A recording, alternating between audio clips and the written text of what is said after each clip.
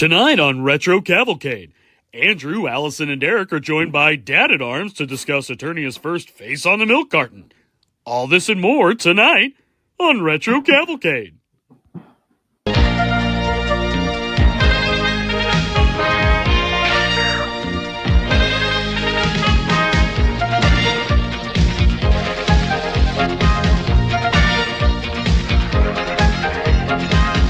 Somewhere out there someone needs me. I don't know how or where, but believe me, I'll walk the universe to find her, for better or for worse beside her, for the honor of love, by the power above. I have the power, I have the power. A stranger walked into my world, and when he talked I really heard. He spoke of things like love and peace, the joy it brings will never cease, for the honor of love, by the power above. I have the power, I have the power. The truth of love will always guide us, the strength above will be inside us, forevermore we'll be together, our hearts will soar one to the other, for the honor of love, by the power above. We have the power, we have the power, so can you.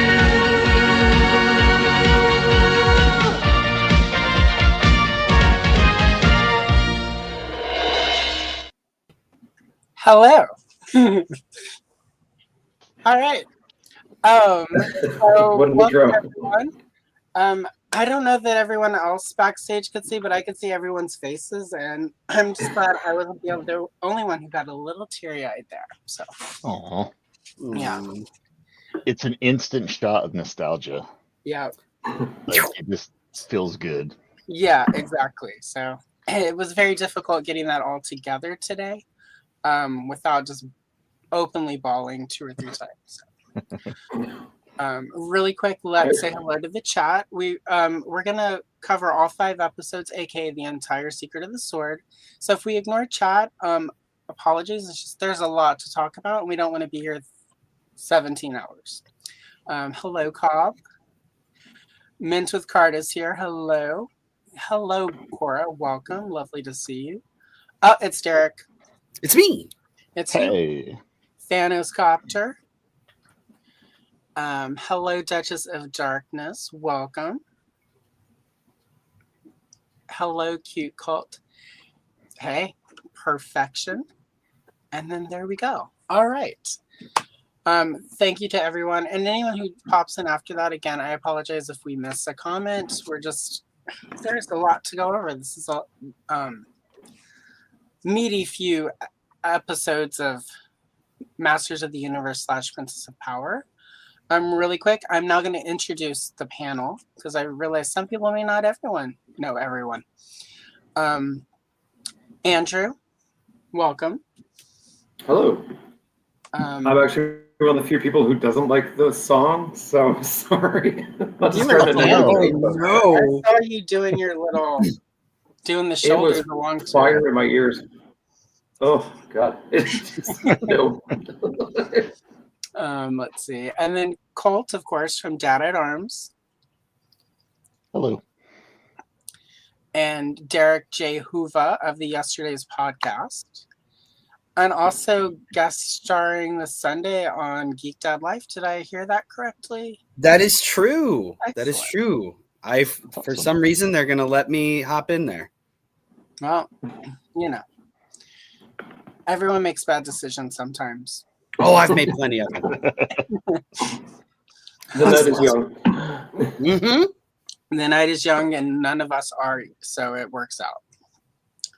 All right, let's see. So obviously we're here for a really specific reason. This year, 40 years of She-Ra, more specifically March marks the 40th anniversary of The Secret of the Sword. We're about a week off, but hey, we're grown-ups and we have lives. So Secret of the Sword was released theatrically on March 22nd, 1985. Its theatrical run actually ran from March pretty much through the fall, whenever it debuted on television and syndication, broken up into 5 episodes, and launched the premiere of the She-Ra Princess of Power series. Mattel and Filmation shared. If I did my research correctly, this is iffy because I couldn't find multiple sources for this, but the $2 million budget was shared between the two. I don't know what the breakdown is, if it was an equal or one had more than the other.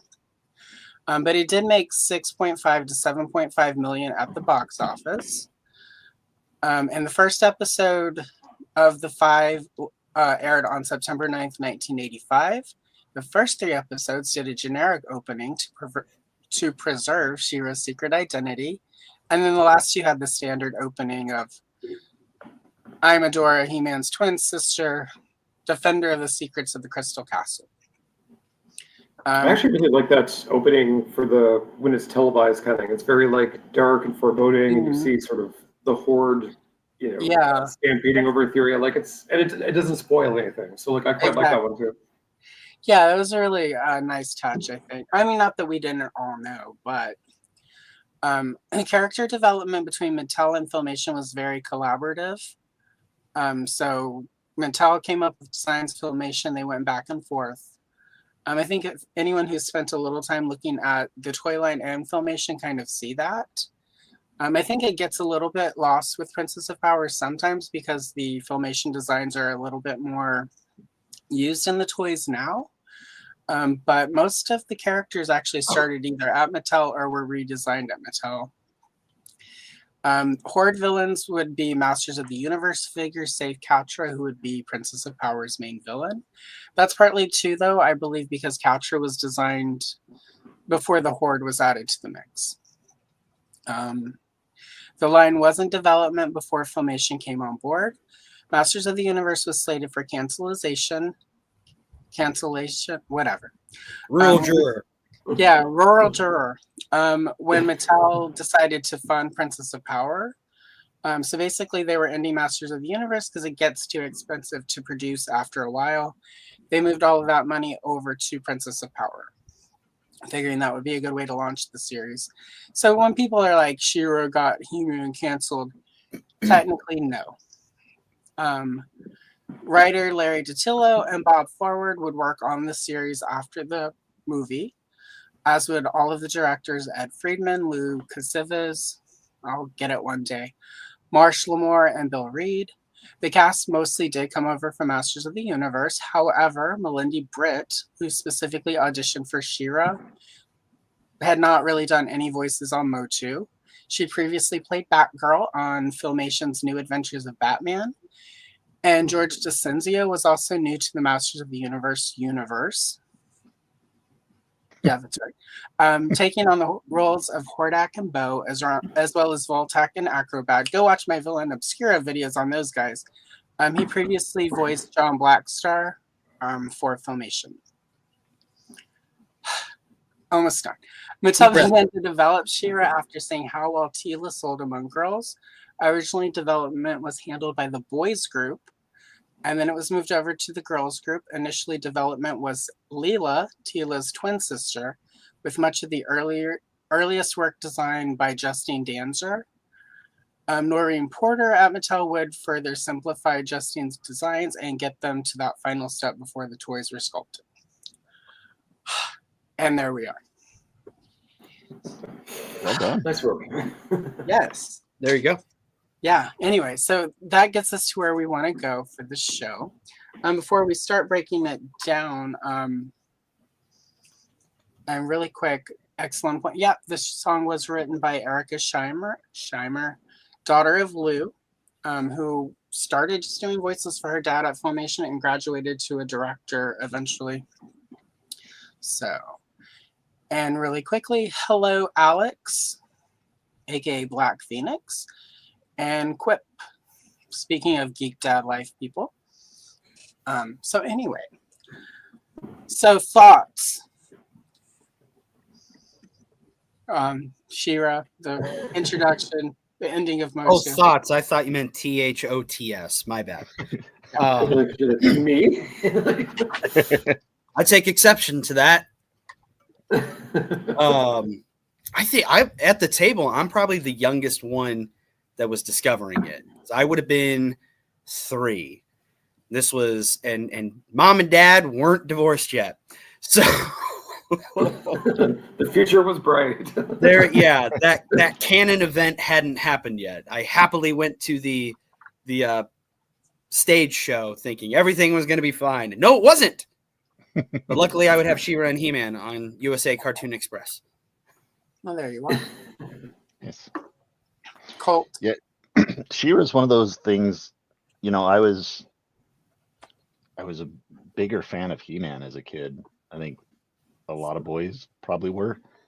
And so She-Ra was kind of like, I knew what it was, and I watched it occasionally when it was on, mainly because, hoping that He-Man would show up and do something.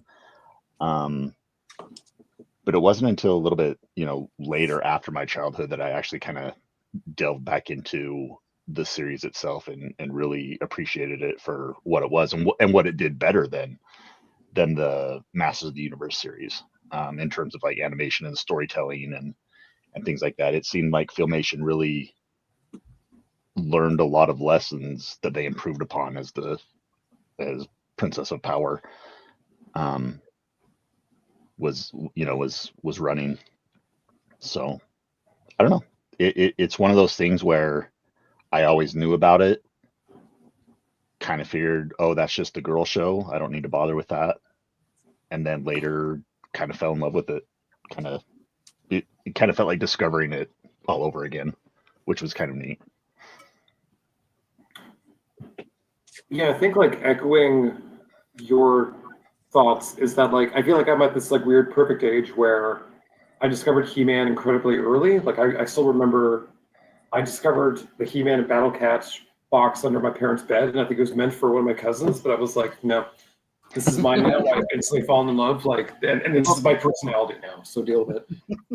And then like as that sort of faded away and then She-Ra came in, you could see the style of storytelling get a little older. Like there was a lot more stakes to She-Ra. There was a lot more moral ambiguity. I mean, not a lot. It was still Filmation, but you started to see like a little more, just darker themes come in there. And then likewise, as I sort of went past that, especially into like late 80s and 90s, where you start seeing like death and relationships and like, more young adulty things like in your Saturday morning cartoons. It felt like this like incredible trajectory for me. And that's why I sort of never really stopped watching cartoons, and I feel like She-Ra was very much like a springboard in that.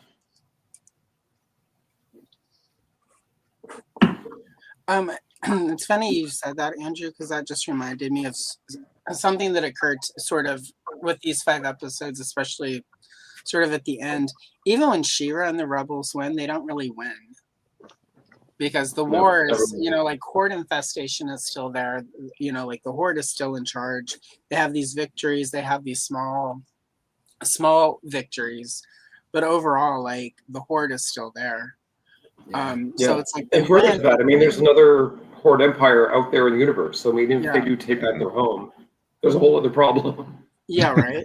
Yeah. So for me, it's like it's very. And as a kid, like there was, and it came post Star Wars. And Star Wars, like at the end, the rebels defeat the Empire and take the galaxy back. And She-Ra doesn't, like when She-Ra ends, like when the show ultimately ends, it's not resolved. The like Horde still rules over Etheria. So like, I don't, even as a kid, like the stakes for Filmation She-Ra were a lot, bigger to me than like He-Man beats up Skeletor, defeats him. Yeah, Skeletor comes back, but Skeletor has all these bumbling idiots. Even though a lot of the Horde are very bumbling and not like Mantenna is a kind of a joke. No offense, Mantenna fans, but in the cartoon he's a little bit of a joke. But even so, they still have this endless supply of troops. There are always more Horde troopers, more tanks, more everything. So Well, it's like, oh, go ahead. Go ahead, Andrew. I was just going to say it's one of those things that the Horde is a regime. It's a militaristic regime, whereas like Skeletor is just he wants power. He's trying to gain power, but he can never quite get a foothold in Eternia. Whereas the Horde is this all-consuming presence that you feel in the show, which was pretty impressive for a kid show like that. To have that kind of overwhelming feeling of evil. Whereas, like, with He-Man, everything kind of always returned to the status quo, and it's very episodic. But with She-Ra, I mean, like, again, like Allison said, anytime there's any kind of small victory, I mean, they still tax people into oblivion. They still have all these like oppressive. And the thing is, they really spelled out like all the ways they oppress these people via environment, via overwork, via enslavement, all of it. Like they had all these systems in place to maintain power. Whereas Skeletor was just like some crazy dude in a snake house, and you're like, good luck. Well, to your point, Andrew, I mean, one episode that always stands out to me, and we'll eventually get to it, is where they're burning books. The Horde is trying to control information and the dissemination of it, and they're having a book burning. You're okay. So this is coming out. I'm 3. I'm watching it more about 4 or 5, a lot more regularly. That's pretty heavy themes for wee little Derek. But it pretty much spelled out who the bad guys were. Like, you're burning books and you're taxing the crap out of people. I don't like you. Yeah, like you're evil through bureaucracy. It's just incredible. Yes, that explains why I hate bureaucracy. I hate red tape. I can't stand it, and I think all that entire road leads back to She-Ra. Thanks, She-Ra. Yes. Thanks, you, baby. One thing that always kind of stuck with me, and it's part of why I really appreciate the Eternity War comics that came in 2016 was, She-Ra started, more or less as a villain. She's working for the Horde. She's the Force captain.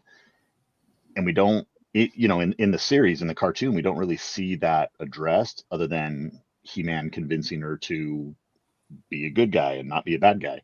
But in those comics, it really kind of delves into the trauma that she has with her because of she has these memories of what she did for Hordak, as Despara. And by the time that story ends, she's helped He-Man, defeat Skeletor, defeat Hordak, and save Eternia, but she still has a whole planet, her home planet, or not her home planet, but Etheria is in ruins because of things that she helped do. And she tells He-Man at the end, no, I can't stay here and celebrate. I have to go back to Etheria and try to make things right. And you get this sense that she's a hero, but she's got some serious baggage that she's got to sort through, and she's, there's some atonement that needs to take place for her. Yeah, that's some more logical stuff really from impressive. Yeah, and plus too, I mean, like, this is, in the movie they make great pains to be like kind of hand wavy away, like it's like, oh, they raised you as parents, and Shadow Weaver brainwashed you, and you were literally blinded to your own evils, and you're like, that's convenient. Yeah.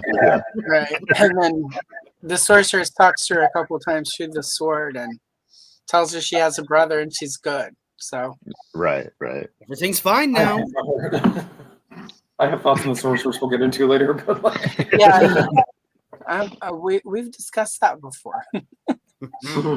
All right, I did make slides because it's not an Allison Troy party unless we've got some slides. Most of them are made from this, which the book is there, but just so you guys know, this is there. It's definitely worth it if you at all care about He-Man, or if you love He-Man and She-Ra, you'll buy it. No, just kidding. It's a fantastic resource. It's really good. James E. Talk, just is an amazing. I was going to buy it, but now you're emotionally blackmailing me, so I guess I gotta. Well, not only that, but watch this, Derek. Also, there's a link to it in the description of this video using my Amazon affiliate. So if you buy it, I get a small commission. Not much, but just enough. Anyway. And now a message from ZocDog. Where will you be when your diarrhea comes back? Anyway. It's lurking in the corner. And your car is stuck in traffic. The smell never comes out. Anyway, episode 1. Episode 1, Into Etheria. So for everyone watching, I've broken it down using James's book. James is pretty much the sole writer on this, so I feel pretty confident just saying James's book through this. He had some editors, but it's not like the other ones where like there were a plethora of people working on them. Gotta love a day where you can use plethora. Anyway, so I've got the cast of characters and then some memorable quotes up on screen for you. We're not going to quote them. I'm not going to read out all of the cast for you. They're there. I'm going to quickly do, though, an episode recap. So it opens on Eternia with the Sorceress of Grayskull in her pink nightgown having a weird nightmare. And then she's talking. Still waiting for that action figure, by the way. Nightgown sorceress. So is Thanos if he's still watching. I would kill for his pictures. Peter, that would be filthy. So anyway, Master, let's get this. Make this happen. I'll say this about Thanos: he is really good about depicting some of my kinks in plastic form. I mean, I don't know. I want to reach out to him. I'm like, I need to make sure you're getting the Tony the Tiger figure because I have thoughts. I have many sexual thoughts about Tony the Tiger. That's great. Great. Oh my god. Anyway, there's a floating sword with a stone in it that leads her to a locked door. And then it swings open, revealing a dimensional gate. So she does what she does and calls Adam because she can't leave the castle. And won't do her own dirty work unless it's, farming her daughter off to somebody else. And then Adam goes to the dimensional gate with Cringer because, and then they end up at the Laughing Swan Inn where they get into a fist fight with some horde troopers. And then he meets Bo, and it's a boy man's, and Cal, the know-it-all. And then they fight some villains, and then we're introduced to Hordak and Shadow Weaver. There's the incident at this, the Laughing Swan.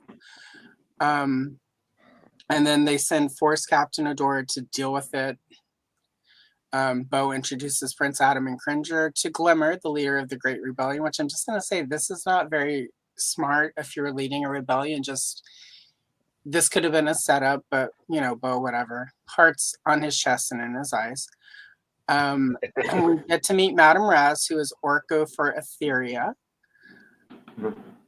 And Madame Raz annoys me, so I apologize to anyone who likes her. Annoying.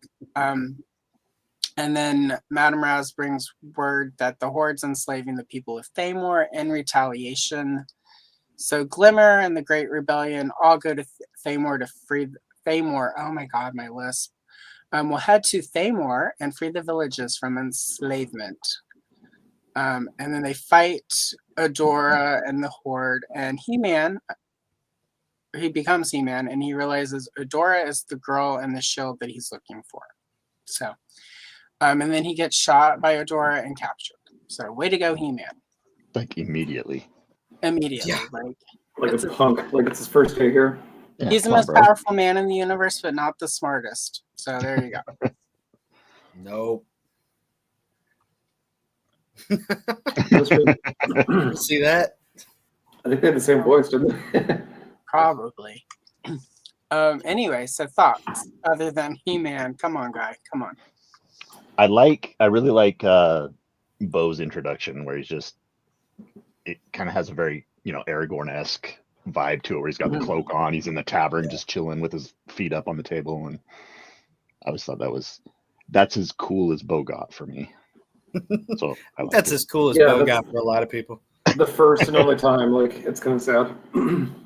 I feel like, you talked about Madame Raz. I feel like She-Ra sort of always had this everything was a little more doubled with her, so like her sword could transform her, but also turn into like a rope or a boomerang or whatever. Mm-hmm. And then she didn't have one Orko, she had like Cowl and Madame Raz. And she, her horse could talk, but then also we could fly. And like there was always like this constant, one-upping of He-Man. Like it's so like having 2 Orcos in one show, I was like, it's a lot. It's a whole lot of Orco. Yep. Well, You better love them more. Yeah, Cal is a lot less Orco-esque in sort of the toy line. So, Cal kind of had a sophistication about him. Like he kind of he was still a little bit character or comic relief, but yeah, I don't know. He seemed a little bit wiser. He was more like prissy C-3PO, like just very like pearl clutchy, like oh my. Yeah, I think in the echelon of like small sidekicks, he's probably the least inept and like the best equipped. I mean, obviously the bottom of the barrel is T-Bob.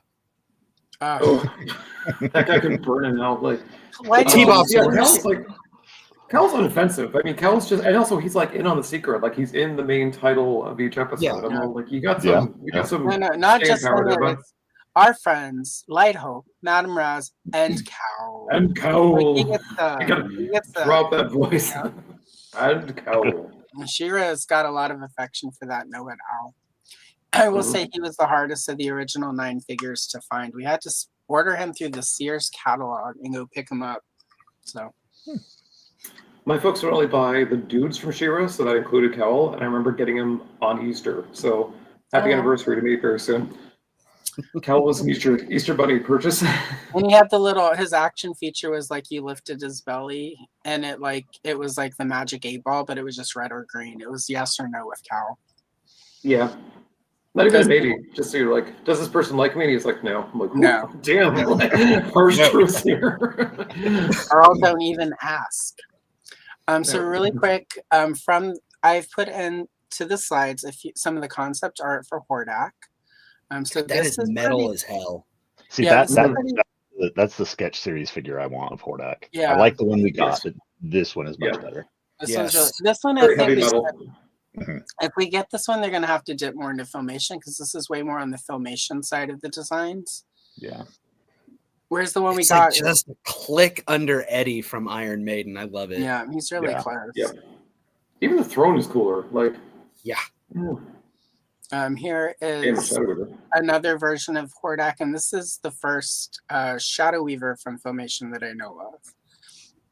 You'll have that Hordak. I was gonna say that Hordak is a better Apocalypse than Oscar Isaacs. Ooh, yeah. Yep. I said what I said. It's like Batman fought in like the Dark Knight Rises, like. Yeah. He looks like Solomon Grundy and got Jokerized a little bit. Ooh, yeah. like the Arkhamverse version of. There's your next McFarlane figure. Thanks, Todd. We talk about Todd McFarlane so much. There was no way I couldn't see a Jokerized version of that. That Shadow Weaver's pretty good, but not nearly curvy enough for my taste. I've got thoughts about Shadow Weaver that I'm saving for an actual video on Shadow Weaver.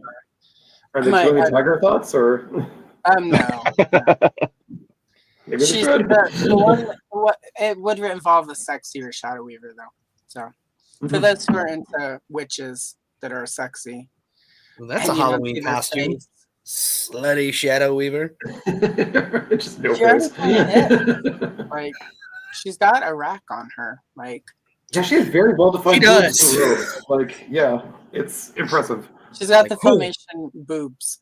So originally Adam and Bo, when they fought the Horde troopers, it was supposed to be these 3 Hordesmen. I'm going to assume because they don't reuse these characters that they went with just generic troopers because it's easier to animate.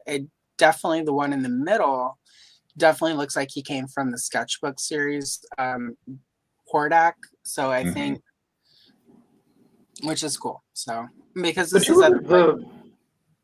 there's the Sorceress origin episode over in Masters of the Universe where there were some Horde advanced troops that were attacking her village, and that's why she went off to Castle Grayskull. And it's like, is this the genesis of them? I think some of it is probably that they were trying to carry over some of those. So hopefully the Power and the Honor Foundation will release a little bit more because I have a lot of the sketches and a lot of info on all of this. So real quick, because I got a message. She's doing homework, but she's watching. and Shauna wants to make sure that I say hi to her boyfriend Andrew for her. Yeah, Shauna. You're the Tony to my Tiger. You're great. It's got weird really fast, but what do you expect? Don't make it weird. Don't make it weird. It was the Tony the Tiger. Oh, no. So really quick, Bo went through several designs. The first one on your screen is the Justine Danzer version of Bo with Cal. He's a little bit more butterfly-esque. The gold for Bo's hand, originally Justine's concept was he had actually lost the hand. And she later said that her father had lost a hand in a war. So she didn't realize until she was much older that Bo was partly based on her father, which is pretty common when you're in your 20s or 30s and haven't done therapy. The middle is early storyboards before Bo's look was finalized.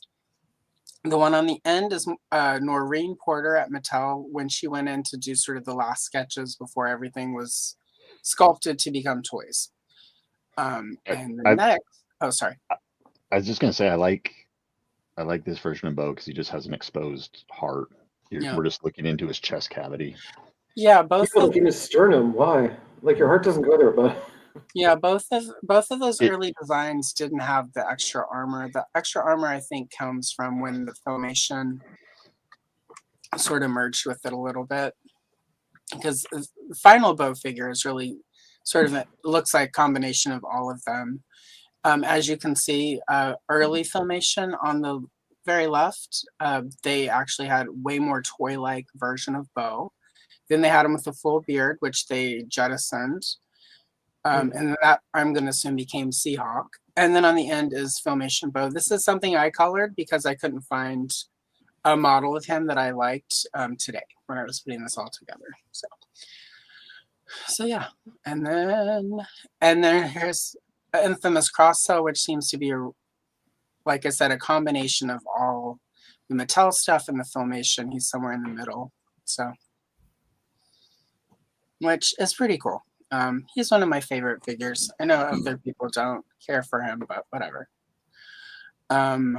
Yes, Cora, I agree. I would love some sketchbook of Noreen's designs as well as Justine's. Oh, she'll fight you, Bob. She'll fight you. She's wily. She's Polish and from Chicago. Don't do it. Don't do it. I was gonna say the Bo figure though, like I really liked him when I was younger because he's like, aside from She-Ra and Cowl, the only one I got, but like he feels like he fits more in the New Adventures style than the actual He-Man.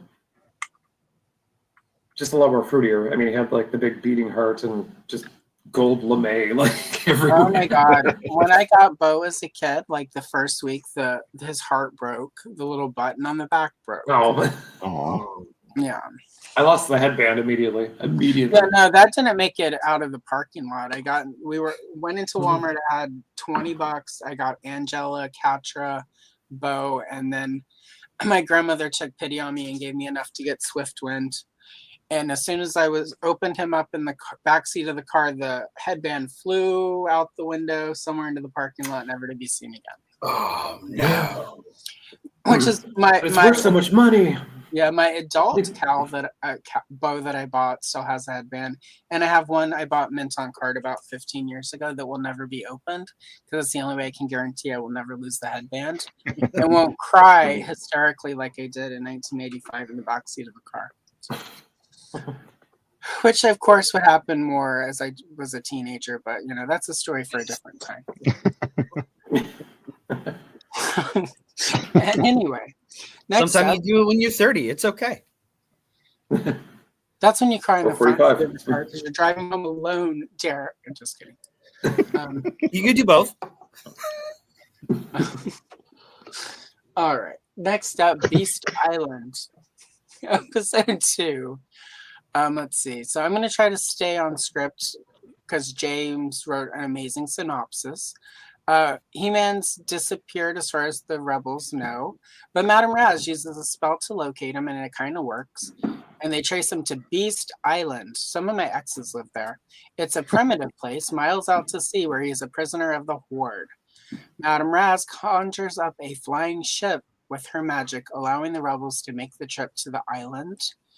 Adora confronts He-Man about the jeweled sword because she feels some sort of connection. And he tells her it's intended for a person serving the side of good, not evil. But Adora doesn't realize that she's drank the Kool-Aid and she thinks she's serving the good guys. But He-Man challenges her, suggesting she explore Etheria for herself. So Adora goes and does that. Eat, pray, love, Adora. Eat, pray, love.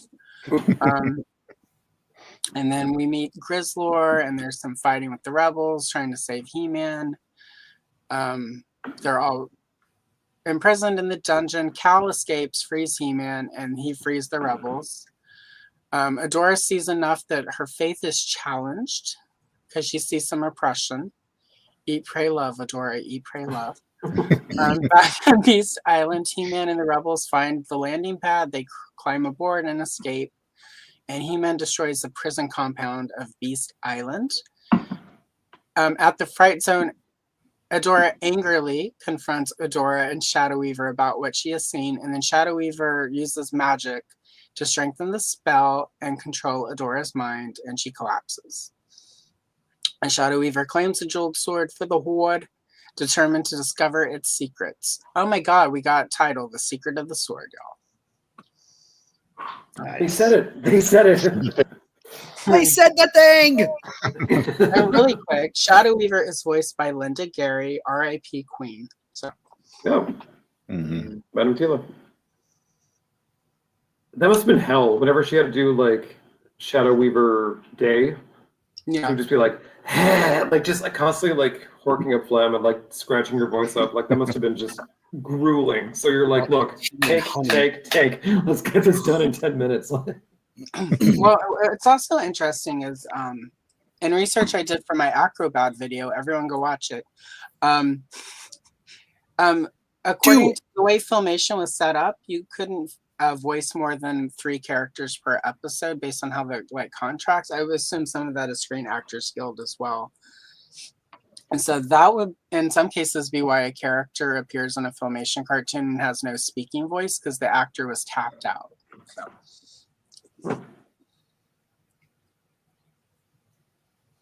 Salisbury.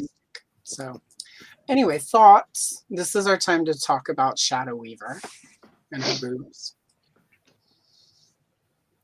No notes. No notes. Yeah. Like she was a favorite. Like just from the jump, I was like, who? Like I mean, I was obviously like a Evelyn fan because evil. Mm-hmm.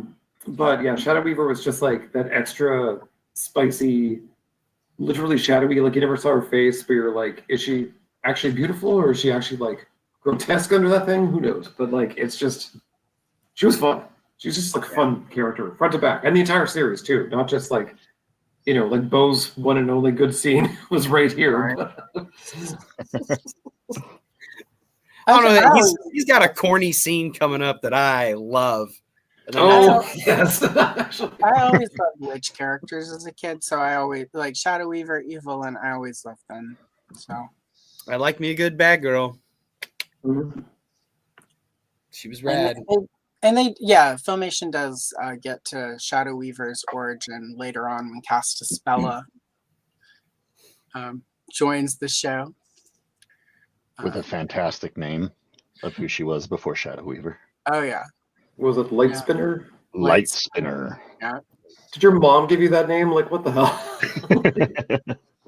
Well, I dated a Light Spinner.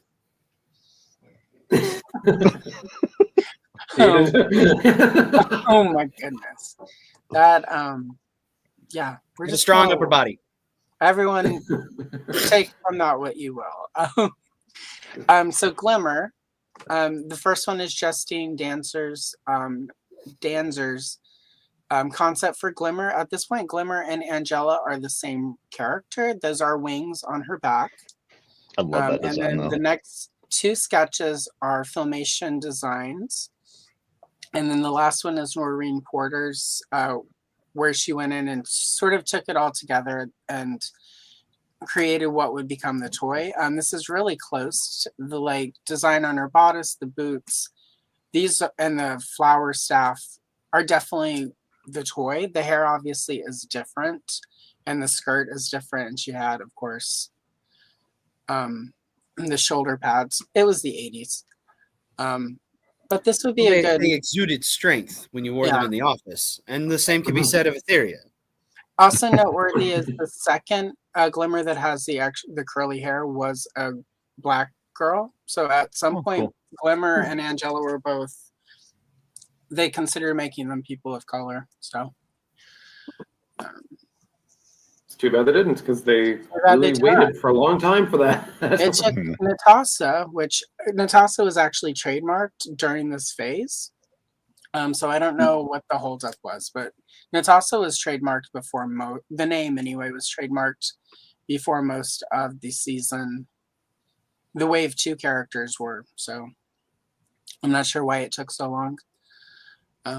Anyway, and then we've got Glimmer Filmation, the toy cross sell on the end, which is my preferred Glimmer, and then the the Princess of Power style guide, which kind of did its best to sort of morph the two as much as it could, because they wanted to sell toys and the cartoon. So I do like that first design of Glimmer, the concept. Yeah, she looks very Greek goddess. It's very cool. Yeah,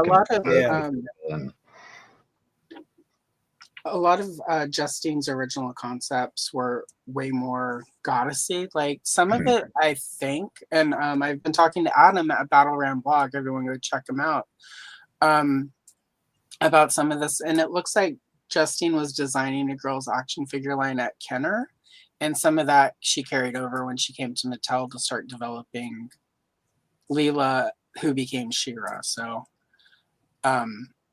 there, I think some of that where there's the Greek goddess look was whenever it was part of the toy line with the lead heroine named Andromeda.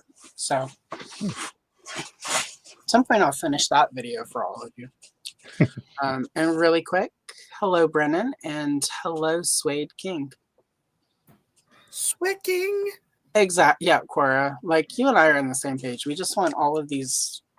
I want as many Glimmers as we've gotten. At this point, we've got more Mechanics. So, yeah. Anyway, and Glimmer's one of those like big top tier She-Ra characters. I mean, when you look at like Key-Man, Man-at-Arms, Teela, I mean, it's really sort of like She-Ra, Bo, Glimmer, and she really gets. Frosta gets a lot more play, but like Glimmer's really shut out in a lot of lines. Yeah. Yeah, I don't know. Like, I get why they're sort of hesitant to, do every Princess of Power character. Like, that's a lot of women. Todd McFarlane has everyone convinced, serial killers.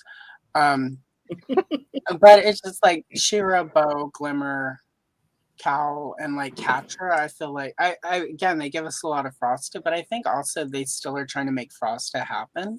Because originally they were going to spin Frosta off. So, I mean, she was my favorite. So, the original. She's on this movie. The original wave 2 of Princess of Power was like Frosta's sister, her mom, her dad. Like they built the Frosta family out. Castle Chill was going to be full house. So there's going to be a Castle Chill. That's the name of Frosta's Castle. I don't know that they designed a place. Oh, okay. I mean, like, they designed it. Could that have been a thing? Mattel named it Castle Chill. Mattel in the 80s did not name something unless there was at some point a concept or a thought like we could turn this into a toy. Yeah.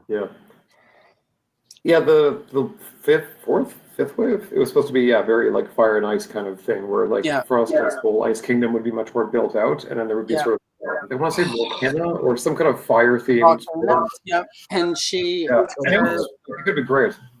Yeah, and her action feature was her arms would raise and her cape would go up with flames, which they just gave it to Starburst She-Ra. And the playset, the bubbling volcano playset, which just had water, became Crystal Falls. So. Yeah. Well. Yeah. So. Oh. Yeah, as for Glimmer herself, I mean, not. I know she's one of the big trinity of She-Ra, but like not a fave of mine personally. I found, and this might be colored by a storybook I read in a bookstore while I was just bored there, kind of. But it's like it was basically about her literally getting a big head. Like she kept on like patting herself on the back, and then her head kept on expanding out like the giant peach kind of thing to the point. And all I could see is her with this like enormous balloon melon on the back of a big pink swan, and they're like, "Ugh," and it's like it's just the most ludicrous thing you've ever seen. But I was like, this is my mind's eye of Glimmer, like just a complete mess. I may have bought a Barbie extra mini doll that has a big giant head that has the same color of hair as Glimmer does, so that I can one day make a custom of that figure. Taking a swan down with her giant so at least one person will recognize it whenever I like, hey, look at this custom, y'all. Like, hey, deep cuts. That's a good point. And the Secret of the Sword and sort of these 5 episodes, Glimmer is capable, and it's like after that they turn her into a little bit of a ditz. And that I think, like for me, Glimmer, I tell anyone who asks, my Princess of Power is more about Wave 1 mini comics, because that's my preferred version. It's a little darker, it's a little bit more fantasy, and I prefer my Glimmer a little less ditzy. So yeah, valid. It didn't do any favors. Yeah, and also too, I mean, she was the leader of the rebellion in this movie, and I guess she just abdicates when their worst enemy joins. Like it's just a strange. Yeah, like it's a really weird. Welcome to the good guys. You're in charge until we rescue my mom. And one last trivia note, thanks to James. Though his role was later abandoned, the episodes The Prisoner of Beast Island, Friendship, and Jungle Fever, much like this episode, depict Grizzlor as the lead commander on Beast Island. So Grizzlor also kind of got turned into a ditz. So yeah, the Grizzlor toy scared me. Just like holding it and all the fur and being able to like kind of pull the fur away from his weird mask face that he had. Yeah, it always scared me as a kid. And then in the show I was just like, oh, he's not. Yeah, so scary. Yeah, Grizzlor and Montana were my favorites, and then you watch the cartoon, and I'm like, oh, like, you got done dirty. Yeah, go sit in the corner. Yeah. All right. Oh wait, there we go. I went back so we could look at that again. All right. Next up, She-Ra Unchained. At the Fright Zone, Hordak unveils the Magna Beam Transporter, a device he will use to teleport the Whispering. Oh, wait, did you just go Arnold on it? I did. Arnold, this is my metal transporter. It's Get to the transporter. Do it! Come on! What are you waiting for? But also, I like the science of he's just going to teleport all of the Whispering Woods away to the Valley of the Lost. Like, it makes all your problems go away. And the science there. It's like when Superman used to like move the moon a little bit out of sync. Also, I mean, like you power it with willpower. I'm like, you could just get oil or something, nuclear power. Like, why? You're already destroying the planet. Nope. Right. The wills of the slaves. My God. Like, we got to get all these dudes and use all of their energy so that they're left with nothing. This machine is an allegory for cocaine. Pretty much. It makes all your problems go away elsewhere. It just uses up men's willpower. It's an allegory for cocaine. And then your endorphins shot. Yes. It also makes Julian. Yeah, exactly. I miss this cute cult exactly. Like they borrowed heavily from that doll line from the late 70s for She-Ra. Ooh, deep cut. Yeah, that's it. They made Glimmer the damsel in distress. Sorry, I missed that earlier, guys. Yeah, Grizzlor shouldn't be dumb. He should just be like, he's like Wolfman. We just need to be, just animalistic and scary. That's the character. The Beast Man, but like more beastly. Yeah. All right, let's see. At Whispering Woods, Adam tells Bo and Glimmer he must go to the Fright Zone to complete his mission. On the way, he transforms into He-Man and captures a Horde trooper from a patrol. and puts on the Horde Trooper's suit of armor, which, since they're normally robots, I'm not sure how it works, but okay. And then he's spotted by Shadow. Isn't he spotted? If I'm like, because of his hair hanging out. Yeah. I want to see the cut scene of He-Man just ripping out the circuitry boards and stuff out of the Horde armor so he can fit inside. In the Fright Zone, He-Man confronts Adora about what she saw on her earlier excursion, but Hordak and Shadow Weaver ambush him. Adora stuns He-Man with the blast from her pistol. I almost said pencil. And He-Man is imprisoned in the Magna Beam chamber in order to charge the beam with his mighty strength. I think it's just that. There's no way to say that without going Arnold, I think. That night, Adora tosses and turns in her sleep, troubled by images of the imprisoned He-Man. She visits him and finds a sorceress communicating to her through the jeweled sword. And the sorceress reveals to Adora that she was abducted by the Horde when she was a baby. And then He-Man drops to the ground, loses his strength, and Sorceress tells Adora that what she needs to do to throw off Shadow Weaver's spell and rescue He-Man. And really quick for that, we've got a media asset. So let's see what happens. All right. It's really hard to not dance like Mango when you hear that song. I cannot say enough good things about her transformation. I mean, I can and do just watch that in the loop. The music, the sparkly goo, the big lightning strike, like it is so good. And it's one of those things where, like, you know, I adore the He-Man theme song and the transformation sequence and everything, and with his, you know, with John Irwin's echoey, booming voice and everything. Mm-hmm. But man, that She-Ra transformation, and like you said, the music and everything, it goes so much harder than the He-Man one does. It's great. Yep. In the theater, my aunt who took us to see that was like, wow, she got disco. So. Mm-hmm. And I do like how they really differentiate the two. Because, they obviously still use the same cell that had the background of Grayskull, but the transformation's different, the lighting's different, the music's very different. Mm-hmm. Nice compliment. The twinkly lights come down, it transforms into the Crystal Castle. Yes. Yeah. It's very cool. It's also incredible. I mean, it happens shortly after this in the movie, kind of, but she like jumps on her old horse, who doesn't talk. And then he's like, whoa, and like wings burst out of him, and he starts like sass talking her. Guess what? Like, you see her face, like, what the? It's like a complete shock. Like legit panic, like, whoa, you're talking. Consent. Like, jump on my back. Like, oh, yeah. It's like, listen, I've wanted to tell you for years. You've been farting on my saddle, and I've noticed, and I haven't said anything, but now I can. So, and she's like, that's because of Shadow Weaver's spell spirit. That's right. The magic did it. Sorry, it wasn't I would never. You can't blame your farts on her, She-Ra. Right. But I can blame it on the horse. Woo! So we have the best transformation, in my opinion, in 80s and of the entire 80s. Mm-hmm. He-Man goes it's no Turbo Teen, but I mean, who? What is? That's more horrifying than iconic. Yeah, that was my introduction to body horror. Yeah. That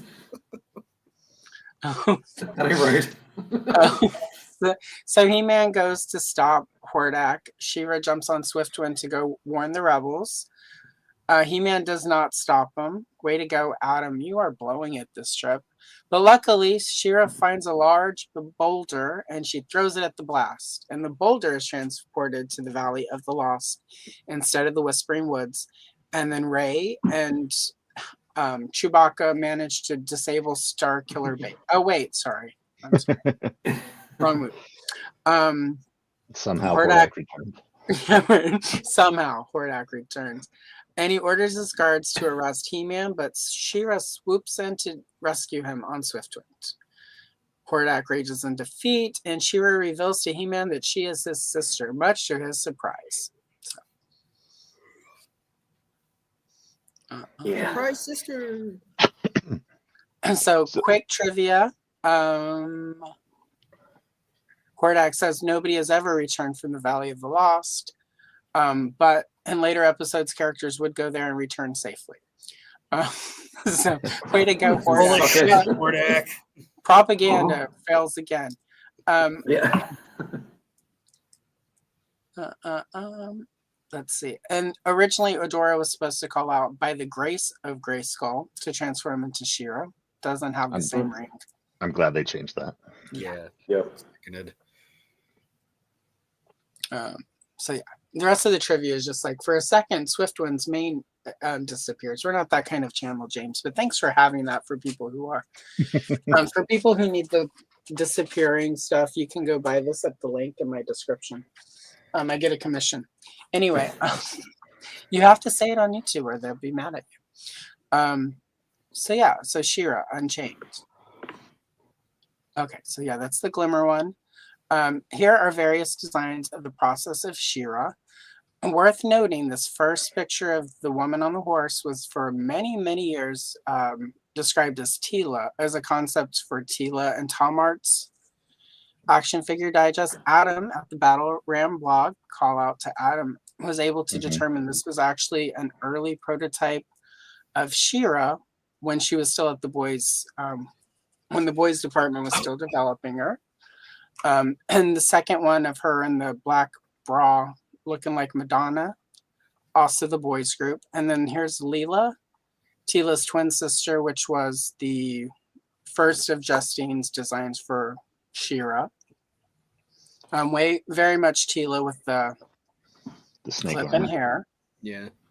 Well, it's the same costume and the snake. Yeah, it's got the Yeah. snake staff I mean, and the armor. Once the and girls, they were like, we're going to use that buck to death. yeah. Well, she said, I believe in the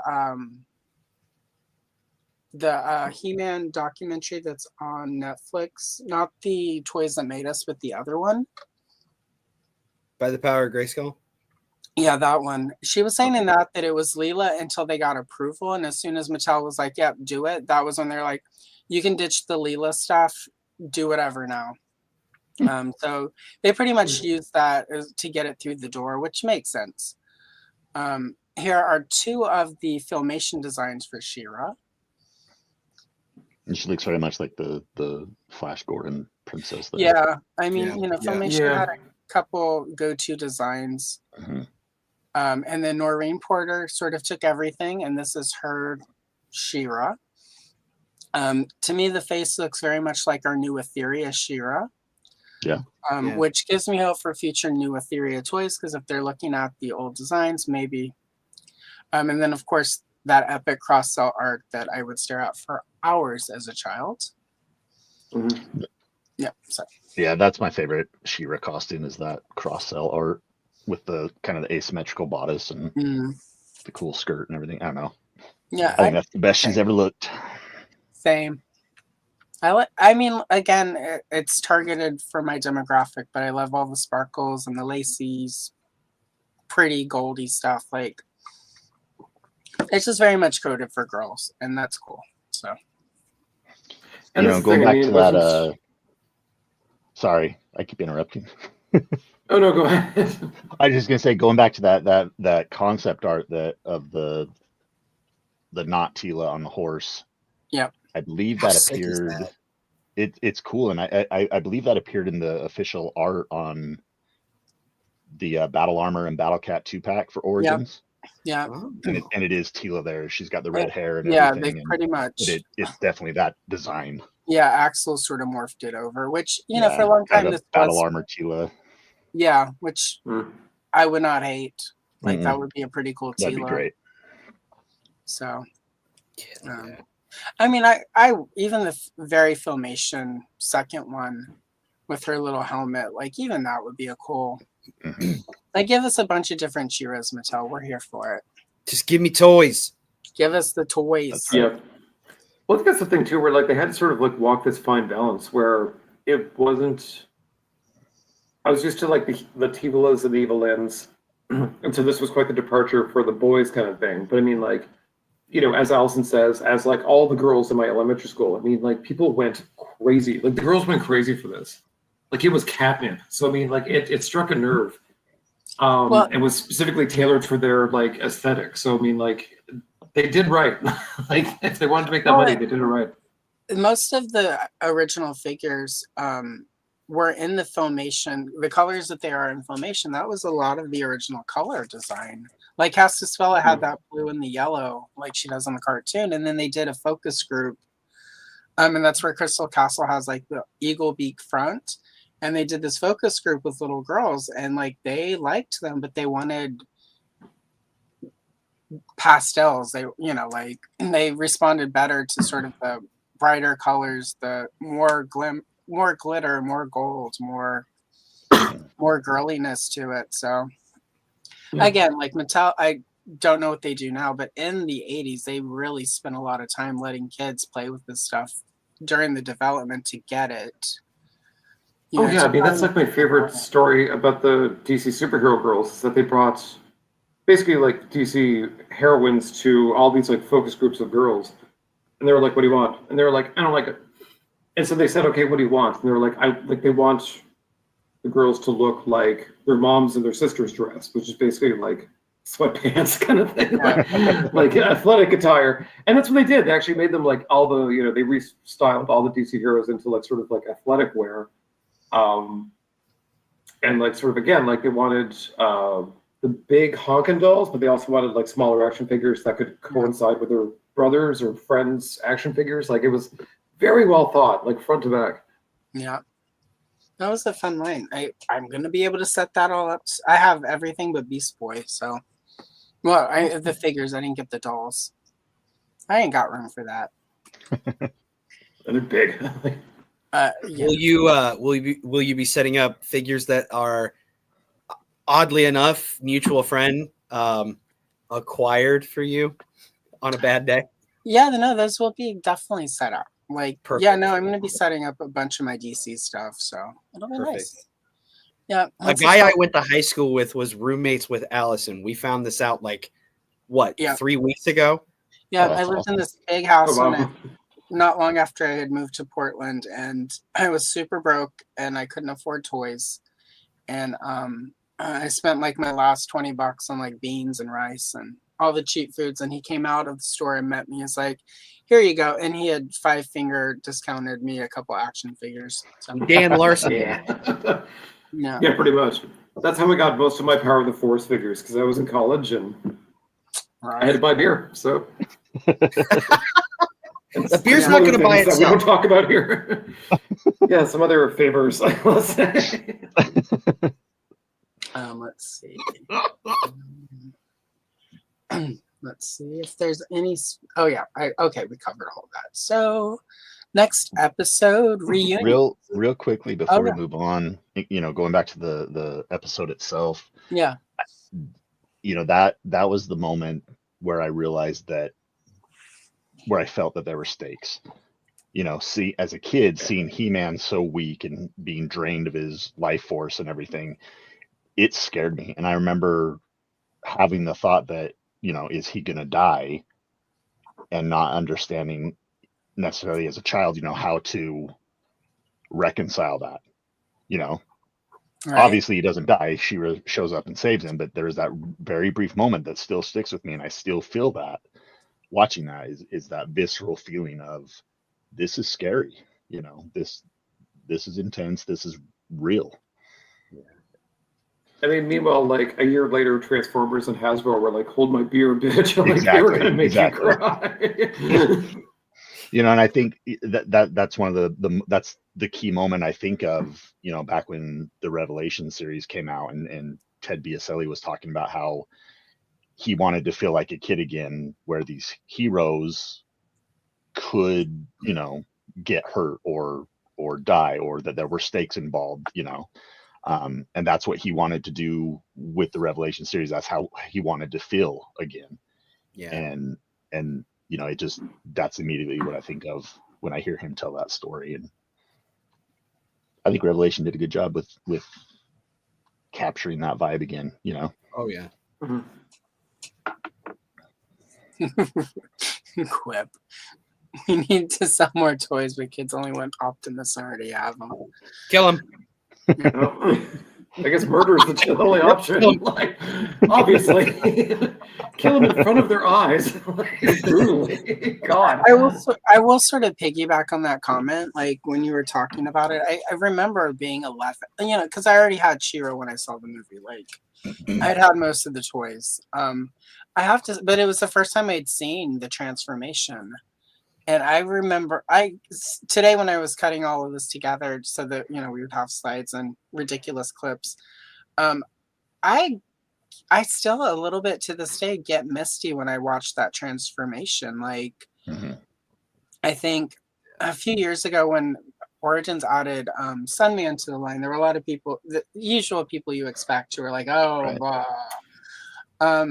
Fans of particular TV themed after fish. I don't know. Colt, would you have any idea what I'm talking about? No. I have a small idea. I think I know who you're talking about. But I may have crossed their paths once or twice. Right. Like on the tip of my tongue. Clown shoes, clown fart. No. It'll come to me later. I'm familiar. I don't watch that kind of stuff. But what I remember is sort of the argument of like, what, like a hero is a hero, and it's like I don't. And what I always try to remember anytime I have that moment is like as a kid when I was 11 years old, sitting in that theater.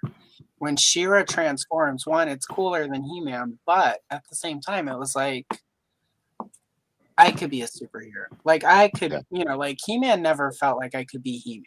My brother and his friends, of course, like they had their swords, they would run out, and like it wasn't the same when I would go like it just wasn't the same. And it's like suddenly with She-Ra, like it was possible.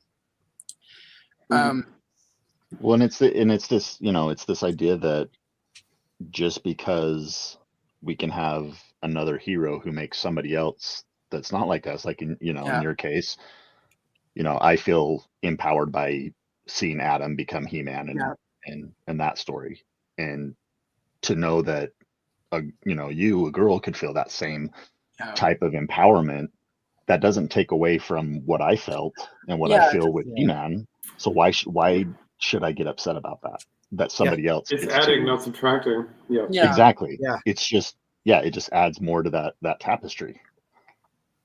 So those guys can go fuck themselves. Yeah, exactly. But it just this one. It just made me think about whenever you were. I mean, like I think about it. I think about it a lot. Not gonna lie. But I wasn't necessarily going to bring it up. But just when you mentioned that, I was just like that. Because the scene hit you in a different way, because He-Man could die. And for me, it was just like, I don't know. Everyone can be a fucking, this is my F word for the night. Everyone can be a fucking hero, guys. That's right. And if I'm a hero, it doesn't take away from you being a hero. And heroes are for everybody. Everybody. No one person or group of people has exclusive rights to heroes. Exactly. Well, I mean, I think because it's, as you guys all know, I'm a FedEx driver. I'm out in the country for a good portion, so I have a lot of time to think. And we recently covered Motu and Pop on yesterday's. That's how we kicked off March. So this stuff was all top of mind. Great episode, by the way. Thank you, sir. Thank you. There's so much stuff that we didn't get to that will be future episodes. Like Sunman will be its own episode. New Adventures will be its own episode, just because there's a lot of stuff. But, I was kind of thinking about like people who, would talk about, oh, She-Ra killed He-Man and oh, Sunman, blah, blah, just the naysayers. You think about it when you're a kid. I don't ever remember feeling that way as a kid. No. I don't ever remember hearing that crap as a kid. It's not till we became adults and you start hearing people say this stuff, and it's like, why do you choose misery? It's a learned behavior. Exactly. And to that point, people are like, well, racism, sexism, things like that, those are taught. You don't know, and it's true. You don't know them as a kid. You learn them. And when you become an adult, if you have learned them, you can break that cycle if you so choose. But I don't understand getting mad about, for lack of a better term, a girl version of this, for lack of a better term, a black version of this. Like, why? They're completely different characters. They have completely different backgrounds. Originality was put into it. A lot of care and craft was put into it. So somebody else can experience this a little more from a more visceral standpoint and see themselves up there, see themselves in the TV. So I've never understood getting mad at that. Ever. Yeah, and that's where like me and my brother talk about this actually recently over Christmas, where like we grew up in the deep country, and that's the thing we always talk about. Where like I didn't understand the energy or the reason or how it benefited you to be racist, to be hateful, to be sexist, to all. It's like it just seems like an extremely involved exercise that we were both like, why? And like to this day, we're still like, well, why? And most of it's about power. Nowadays, it's about clicks and the money there kind of thing. But I mean, like for anyone else, I'm like, it just looks exhausting. Yes. That's what I was going to say. It feels exhausting to be that angry about things. Yeah, exactly. Like I'm tired for you. And here's the thing. Like we all have things that we don't like, even within Masters of the Universe and She-Ra. There's plenty of things I don't like. The opening song. I don't need to waste my time talking about it. I'll talk about the things I love because that's what invigorates me rather than I could focus on the things that I hate, but it would be exhausting. Well, and you just end up feeling like crap. Like, using myself as an example, up until like a couple years ago, I used to like just delve into subjects that just like in my personal life, not necessarily on like podcasts or anything like that. I would waste my time with crap, political crap and whatever. And I finally hit a point. It was actually shortly after my mom died. I'm just like, it was shortly after my mom died. And as I'm discovering GDL and stuff like that, I'm just like, what the hell am I doing? I feel like crap all the time. I'm angry all the time. I'm pissy for no damn good reason. But when I watch this stuff and I talk to these people and I revisit these things that I love, I feel a lot better and I feel a lot happier and yada yada. The snowball effect. And finally, I'm just like, screw this. I unsubbed from a lot of channels and walked away from this crap. Even pop culture stuff that was following stuff. We know what the channels are. But they were so negative about it, and I'm just like, And then I found a whole other side, and it's like you said, Colt, like I can still love the things that I love. If I don't like something, fine, I don't like it. That's fine. Yeah. I don't have to collect it. I don't have to, if I don't like what's going on in a comic book, I don't have to read it. If I don't like a movie, I don't have to watch it. I can keep on living my life and I can enjoy the things that I like. It's that easy. Well, that's it too. I mean, I'm on dates and like people will say like, what's your favorite movie? And I'll be like, Krull, Transformers 1986. Like I'll list off like really shitty movies and they're like, oh, should I watch it? And I'm like, absolutely not. They're terrible. But I love them. So like, just to be clear, like I'm not recommending this. Don't do it. Don't do it. No. Don't. We'll watch Citizen Kane. Exactly. A perfect example of sort of that is recently somebody was like, I've never seen The Goonies. I'm like, don't watch it. And they were like, but you love it and it's good. I'm like, it was good because I was there in 1985. Mm-hmm. My kids hate The Goonies. I tried making them watch, when you make your kids watch the things you love, Masters of the Universe 1987, The Goonies. My kids don't like it. It's a crapshoot. In our demographic, like we're kids when Goonies came out. If you missed it, I don't think it's going to land because it's such a moment in time. And it's like, I can still watch it and enjoy it. But also, like, if you didn't watch it between 1985 to like 1995, The Goonies is probably not. It's not for you. Going to be your jam. And like that, there's, and what's funny to me is like, that doesn't decrease my enjoyment of it. And it doesn't make somebody else a bad person because they don't like it. Right.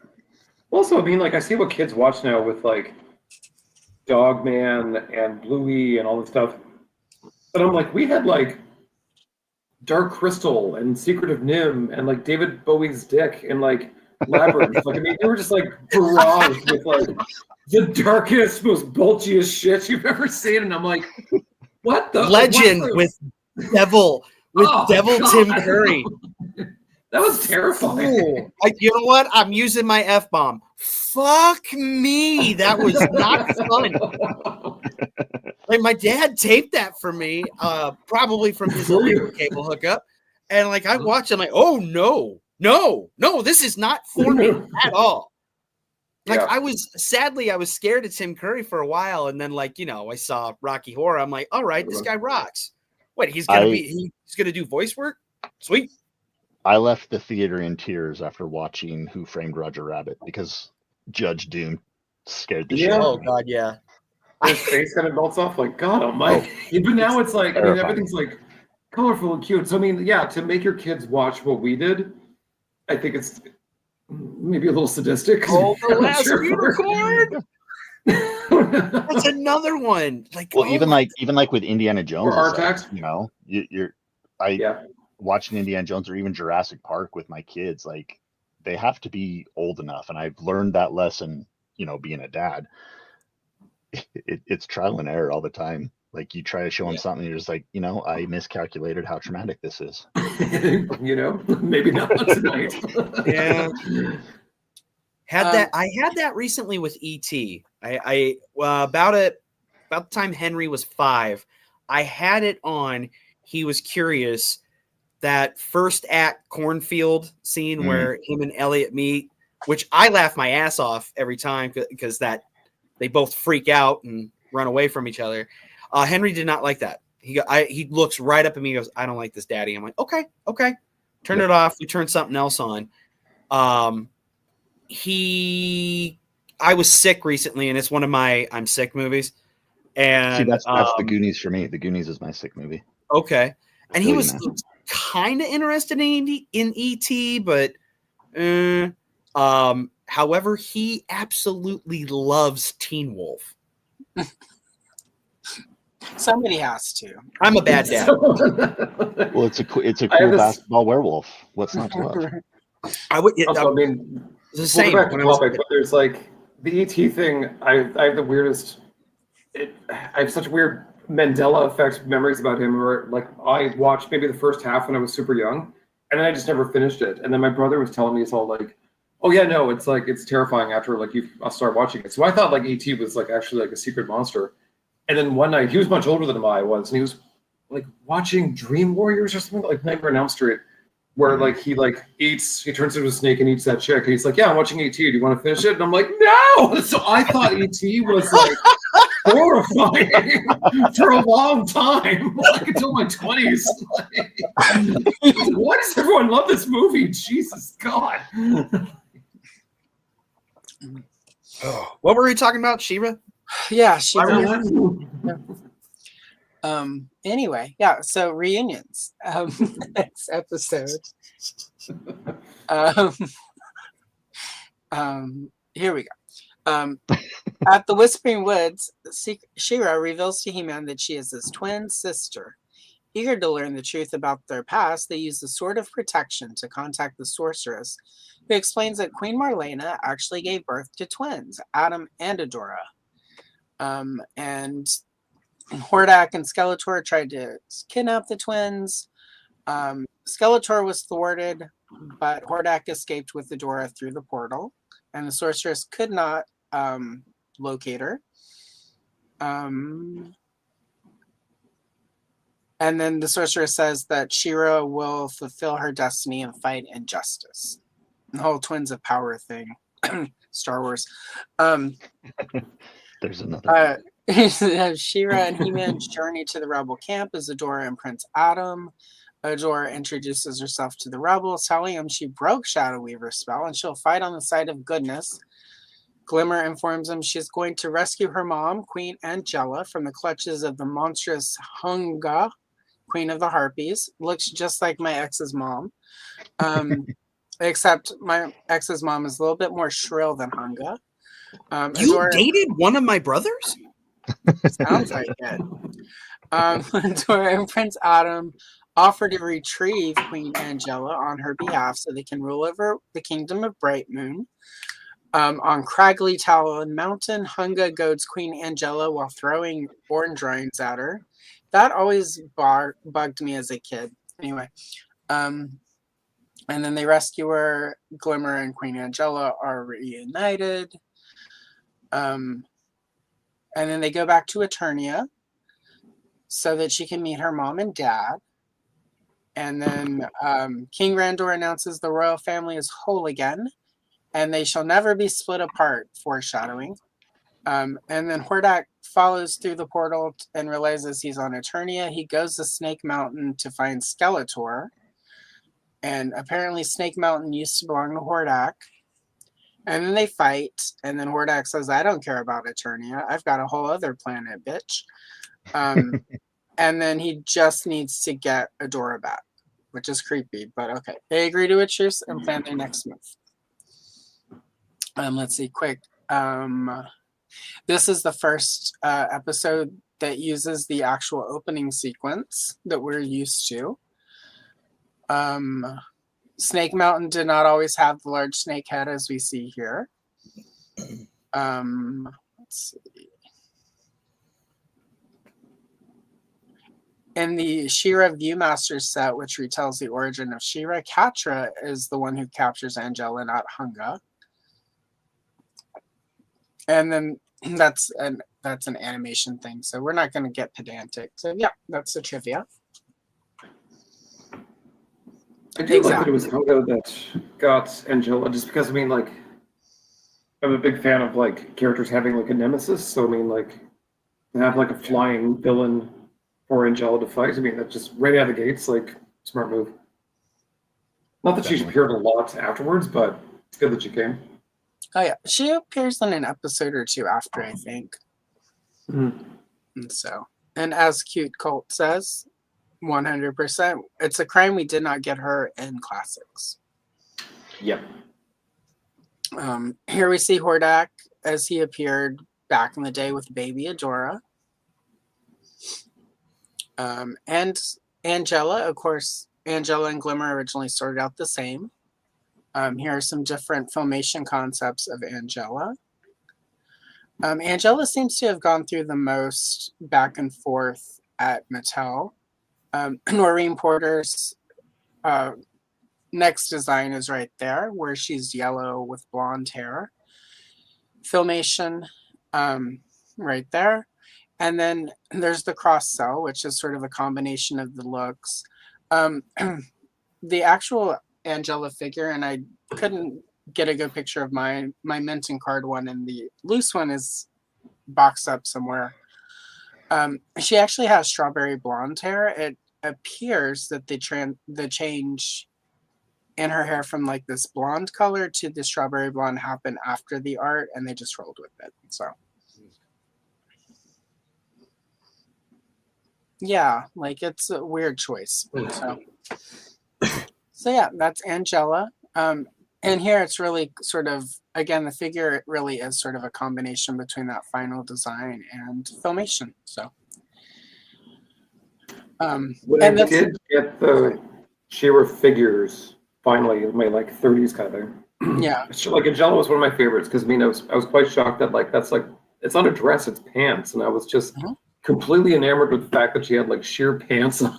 Yeah, her pantaloons. Mm-hmm. OG jeggings. Yeah. Honestly. Now there was a whole period of like 85 to 88 where like culottes were back. So oh yeah, they were. Yeah. So she's just wearing fancy lacy culottes.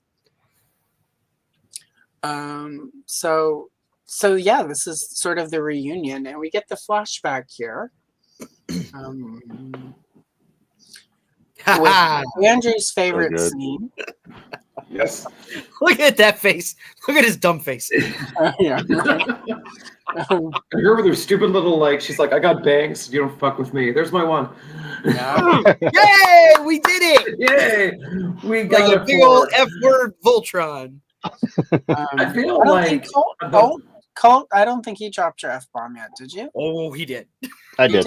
It was back during our conversation about clowns and got it.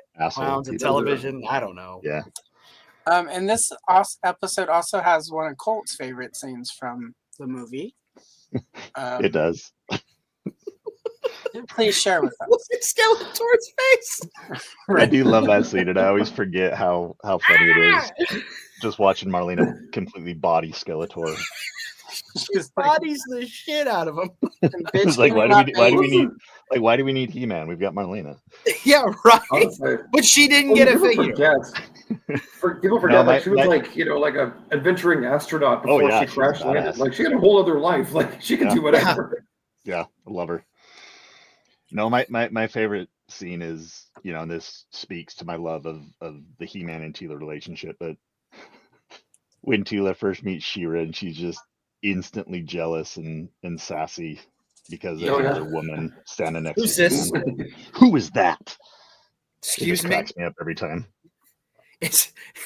I hadn't seen Secret of the Shield in a while, and when that scene happened, I instantly thought of Henry and his little girlfriend Molly. I think I've told Andrew and Allison about this. They get very, very territorial.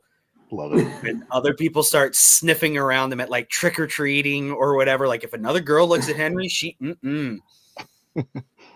ain't having it. Yeah. No. I mean, does it pass the Bechdel test? Not really, but is it still funny? Absolutely, like 100%. And it's just one of those moments where, like, you see, like, I see a lot of comments on stuff that I post about people arguing about whether or not He-Man and Teela were actually into each other, and it's like, are you watching the same show? Like, come on, guys. Well, even in the there's whole episodes about it. Wave 2 mini comics were in the Triclops one where He-Man and Teela are chilling, like having a picnic when with they're Third calling each Wheel other. Ram Man. Yeah. And Ram Man's like, oh no, they need to be alone. Part of her pitch was that she was going to be his queen. Like she was sort of, that's kind of baked into her genesis, where she was like meant to eventually marry him. Like, in the whether she was clone of the sorceress or whatever. Like she was always meant to do, well, and that was kind of the vibe of what was the King of Castle Grayskull mini comic in the Viewmaster retelling of that story. There's an extra scene where it's basically the spirit of Grayskull looking at He-Man and Teela as they ride away in Battle Cat, saying, "Oh, these are the future rulers of Eternia." You too. Yep, I got my eye on you. And then even in the Filmation series Bible, there's this whole thing about how Man-at-Arms, keeps Adam and Teela close together so that he can play matchmaker between them, and how when He-Man and Teela first meet, it was love at first rescue, and like like you said, it's baked into the entire characterization of her. Well, not only that, I mean, a lot of the early, even pre-Filmation, a lot of the early, there are several early stories where Skeletor and the Evil Warriors are trying to kidnap Teela and forcing her to marry Skeletor because as the guardian of Grayskull, she is destined to one day marry the king of Grayskull.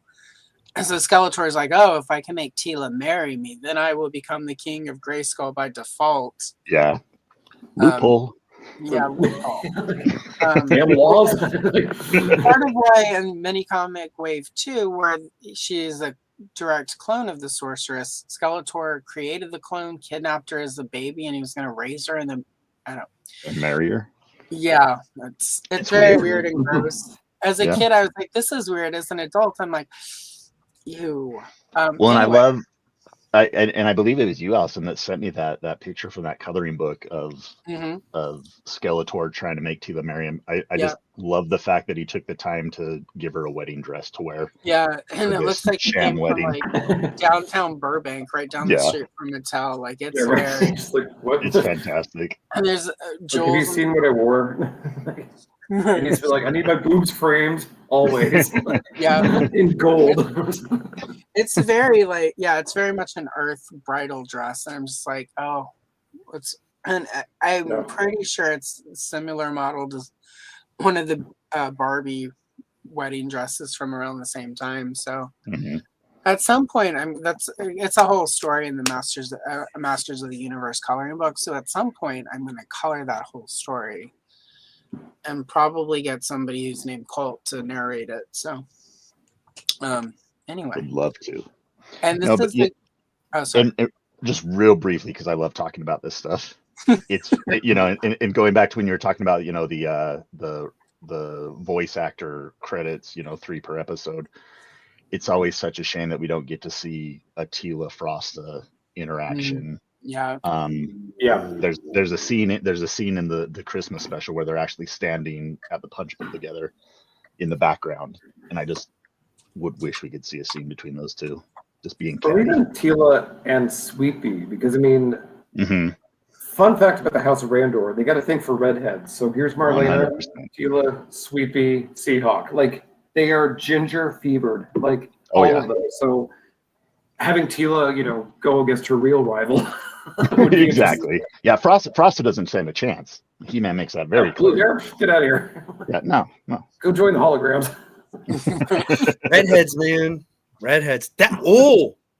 Okay, so I bonded to both these shows a lot as a child because the trauma of it all.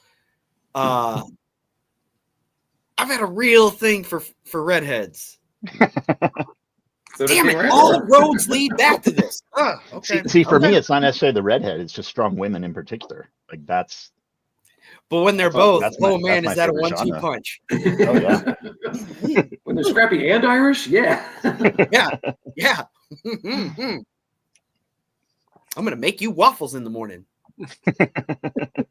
Also, I mean, like, sort of like a note about this episode too. Like, I mean, again, with this scene with Marlena flipping him, like, well, some of my favorite episodes of He-Man, and then again later She-Ra, was where they actually did like, there was a lot of status quo happening in each episode, but whatever they would do, especially like Marlena or Sorceress episodes, you really got to see the history of everyone's parents when they were younger and wilder, and you were like, shit was real back then. Like, people had wild adventures back before the kids were even born. So you're like, I love seeing like the real world building in those episodes. And this whole sequence was spectacular because you were like, I mean, even He-Man says, I said, like, Mr. Hammond, he was like, oh, Skeletor was part of the Horde, and the Horde were in Snake Mountain, and like all these pieces started to fit together in the greater story. And you were like, oh, like, I mean, it was so mind warping when I was like 6 or 7 or whatever.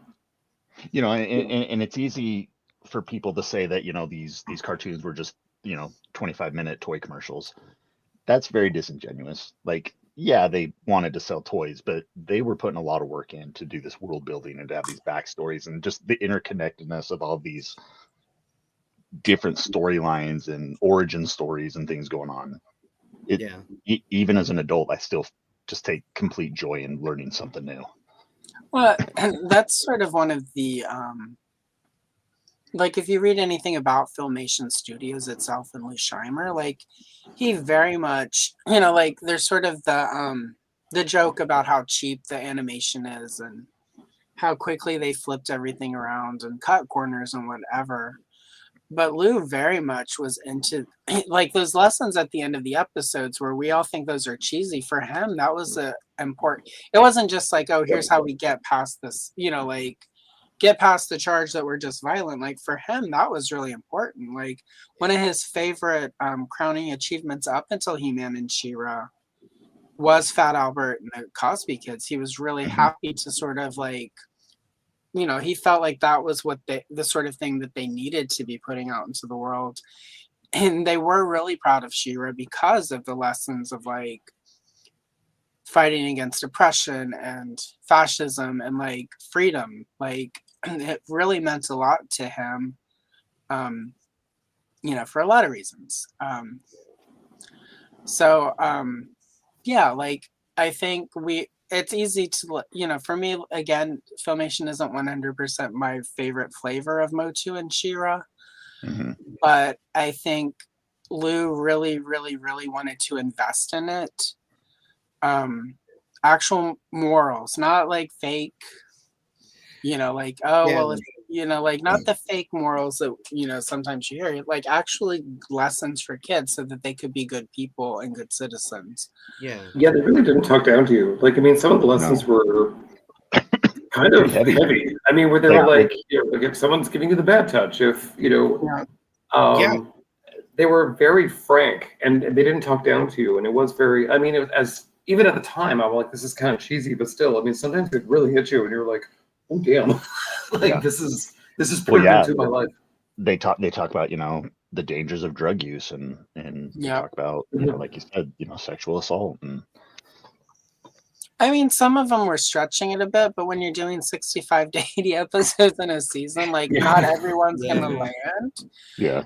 But for everyone that's a complete like, okay, sure, Orko. Yeah, don't lie. Okay. Yeah, sure, Orko.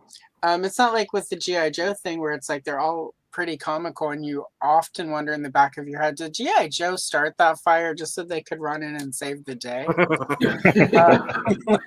Pork chop sandwiches. From G.I. Joe, it's like don't play in a rusted out refrigerator. That's the only thing I ever remembered from G.I. Joe. I learned that from And from practice. Does speak to the world building. J. Michael Straczynski. This was one of his first like big break. And Babylon 5, like love it or hate it, like there was some really intense, really good writing for that show. Yeah. So there was a point made by Old School Colossus there, which that's ye old nostalgia Nate there. About, you know, yeah, okay, maybe through a certain lens these look really cheesy. There are times now I can still watch these and I will tear up because I think I have talked to every single one of you about this. These meant a lot to me as a kid. I'm not going to go down this rabbit hole, but 85 to about 1987 wasn't a lot of fun. My parents went through a divorce. My life was very, very scary. And very confusing. And I didn't get to see my dad all the time. My mom was a bit of a mess. And I, like a lot of kids in the 80s, this was our only source of morality. Yep. This is how we learned about some of these things. And I would say Motu, you know, and that does speak to Lou Scheimer. He really seemed like a very genuine person. He was a very progressive person. He did put a lot of care into this. And Motu, and by proxy, Pop, is what set the mold for what would follow. And some of the PSAs that would follow with other cartoons and properties, yeah, you're phoning it in. One that comes to mind is Mask. I like Mask. I love season 1 of Mask. But those PSAs, like, it's all been said by that point. Like, yeah. I mean, frankly, like, I was Catholic, so we'd go to church, and they were like, you're evil because you touch yourself at night. And you're like, cool, boss. So really no good bones to, you know, build your morality off of kind of thing. But then, yeah, He-Man. Nah. It's like, he was basically like, he's like, don't be a dick. Don't be a pushover. Don't, like, I mean, He-Man was much more real with me than real world people were. So, I mean, I think it's very formative. Well, and like you said, it's very simple. It's just, you know, follow the golden rule. Don't be a dick. Just be a good person. Treat other people. When Shira said that to me, I was like, I won't be a dick. Thank you. Got you. I wish more people would have listened to those messages back then. They did not, as we found out. They were too busy enjoying T-Bob. Yeah, you watched the wrong PSAs, damn it. T-Bob is my favorite character. There's a lot about you, sir. Nobody has ever said that. I'm joking. No one. That's fake news. Nobody has ever said T-Bob was my favorite character. Folks, nobody likes T-Bob. He's terrible. He's a bad person. He doesn't pay taxes. Don't do that voice, Derek. That makes me want to like T-Bob. I am defiant. I am defiant. My heroes are Princess Leia, Wonder Woman, and She-Ra. I'm defiant. Don't tell me. I can't. Nobody likes T-Bob because, like, I'll be like, no, it's not so bad after all, you guys. There we go. All right. Yes. This is important because I mean, when I'm walking, for those of you who don't know, I live in a very large city. So when I'm walking, you can sort of tell where the tourists are because it's like pedestrian traffic is the same as, you know, car traffic. So keep to your right. And I'm literally like got man-at-arms in my head being like, use common sense, move to your right. Oh, mince on card. Made T-Pop great again. They would, wouldn't they? It's out of spite. The T-Pop came to me with tears in his eyes. Just wanting to be accepted. Better than a snarf. Maybe not quite an Orco. I felt bad for Very him. I much a Jar really Jar. did. So we're gonna do a whole new initiative, and T-Bob's gonna be huge. And on that note, the battle for It's Bright now illegal to hate T-Bob.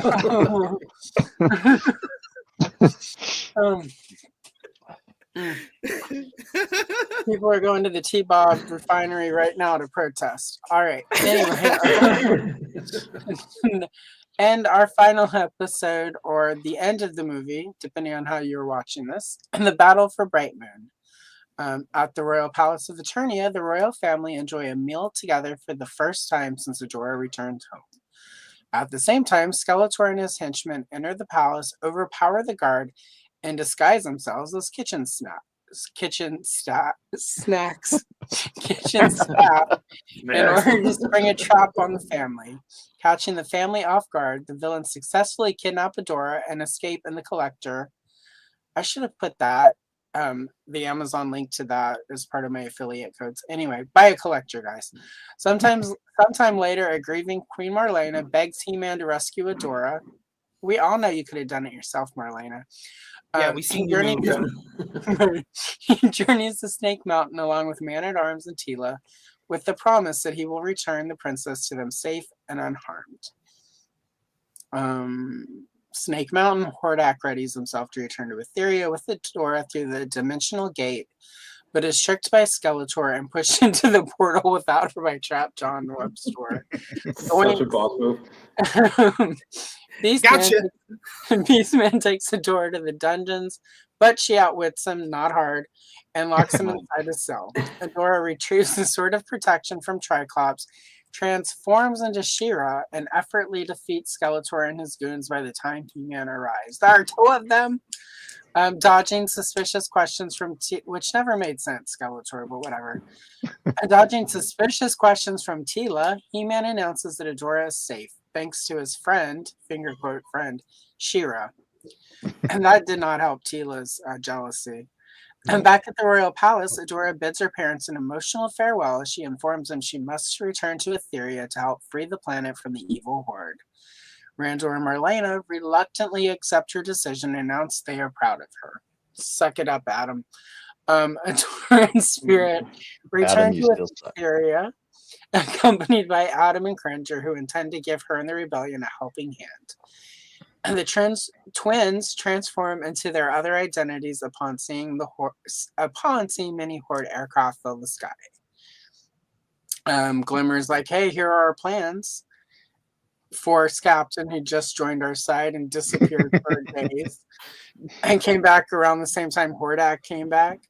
While the Horde readied themselves inside Castle Bright Moon, Queen Angela publicly demands they leave once and for all, refusing Hordak releases tanks, aircraft, and Horde troopers to stop them. As the rebels proceed successfully with the help of She-Ra and He-Man, Hordak and Shadow Weaver have no option but to retreat. And then, of course, She-Ra's like, I'm not going back. I have to stay here and help fix what I messed up. Also, Swiftwind gets, this isn't in the summary, but it should be, Swiftwind gets damaged by a blast. And we discovered that She-Ra can heal the animals. And talk to them. Talk to the animals. Yeah, Swifty getting shot was a little gangster to me. I was like, I just met this talking horse. Like, Jesus. Yeah, what are you doing? Artifacts, no. Like, yes. He even says, like, I am dying. And she's like, oh my God. Yeah. I hurt. I'm dying. Like, whoa. Why did you give him the ability to speak and articulate his pain? My God. There were a bunch of 11-year-olds in that theater. I was not one of them. I was just like, he's not going to die. I just bought the toy. Anyway. Yeah. Fair enough. But I was also like, but isn't she a girl? The toy says she's a girl. Anyway. That's right. Boys can be picked. Yeah, it's true. Yeah. Where's it at? This episode marks the last appearance of Cobra Khan, Triclops, and Webstore in the series. And Trapjaw would not appear again for another 86 episodes, so toward the end of season 2 of She-Ra.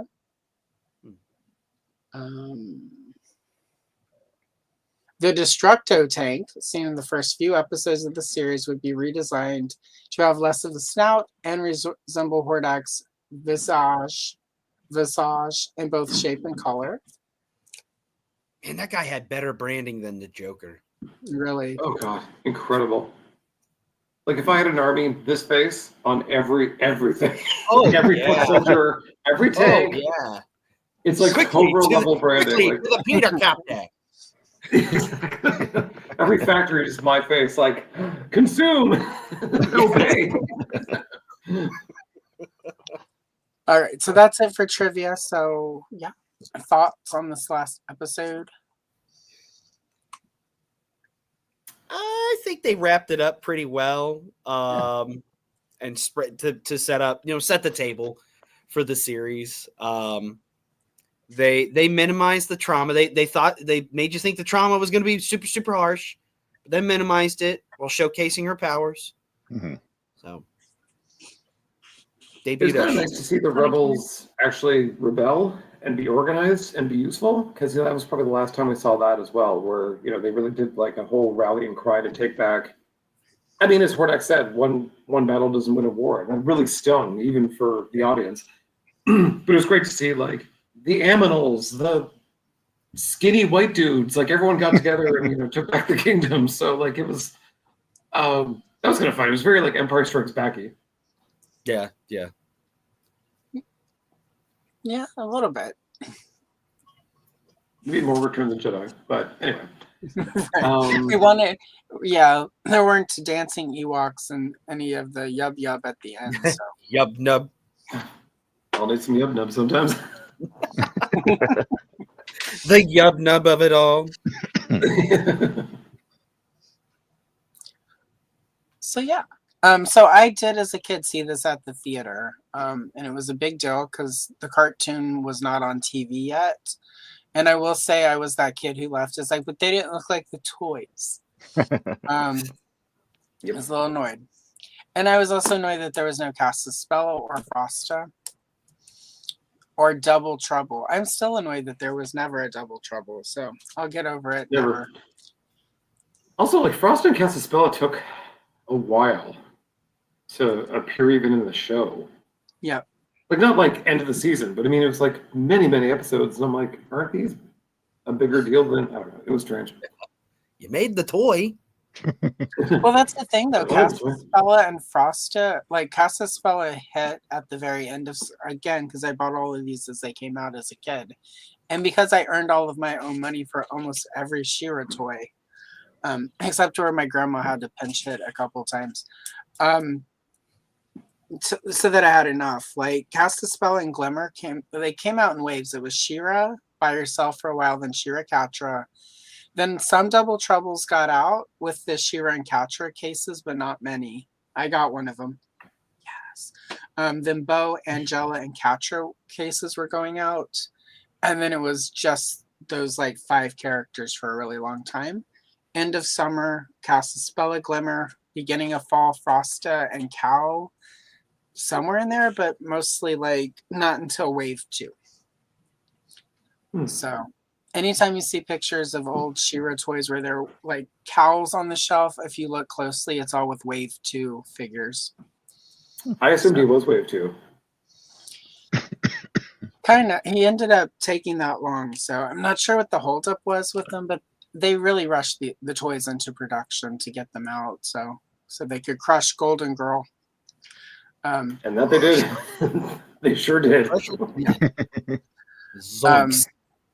But yeah, so this, I don't know, summer of 1985 was tremendous for me because Goonies, Return to Oz, and She-Ra. Like, as a kid, 1985 was probably one of my happiest summers / years / everything, just because everything that I liked about being a kid happened that year. So, which is why I'm here on YouTube doing shit like this on a Friday night and coloring pages. Is because of Summer of '85 is where clicked it. Hey, there's no better place to be. Yeah, right. Yes. It's true. I mean, it worked. 85 really was like we've talked about it a lot, and we're not the first people to talk about it, but we've talked about it a lot on yesterday's. Like, it was the year. Like, sure, okay, He-Man had kind of come to an end, but it was still finding audiences in reruns and syndication. You had it packaged with She-Ra. The music right now, my two co-hosts do another show, Radio Rewind. So they're revisiting music. Not just 85, it's 2015, 2005, 95, but like consistently every episode 85's winning as far as like, well, what was the best decade that we reviewed, who had the best music videos. Like, you had so much good music, you had awesome movies coming out in 1985. Goonies, I think Teen Wolf was 85. Weird Science was 85. Back to the Future was 1985. Like, just a damn good year. New cartoons, new toy lines. I mean, a lot of stuff competing for our parents' money or money we earned ourselves. But I mean, a lot of the shit we talk about on our channels or on our shows, it was like the peak of it was this year. It was 1985, 40 years ago. It's all happening. So, love it. And I talked about it in my series like pretty early on where, I mean, kids' perception of time is much more slowed down. Whereas right now ours is much more sped up kind of thing. But like 1985 was like 3 years for a child. Mm-hmm. Like, it is an absurd amount of time. And so we were just like reveling in like, and it's almost as if like, nowadays where there is like 24-hour cartoon networks, there is streaming. You can sort of watch wherever you want at the time. I mean, we had an absurd amount of cartoons and toys and movies and music that was being pumped out. And so it wasn't on 24/7, but we had many options at that time. We were eating well. Mm-hmm. What are you doing? I got a cat next to me being ornery. He wants me to pet him, and then he attacks me. This is a really good point by Cora. Really good point by Cora. And it's true. Like, we had She-Ra, we had Golden Girl, but there were other things like happening that weren't Barbie, weren't fashion dolls, weren't baby dolls.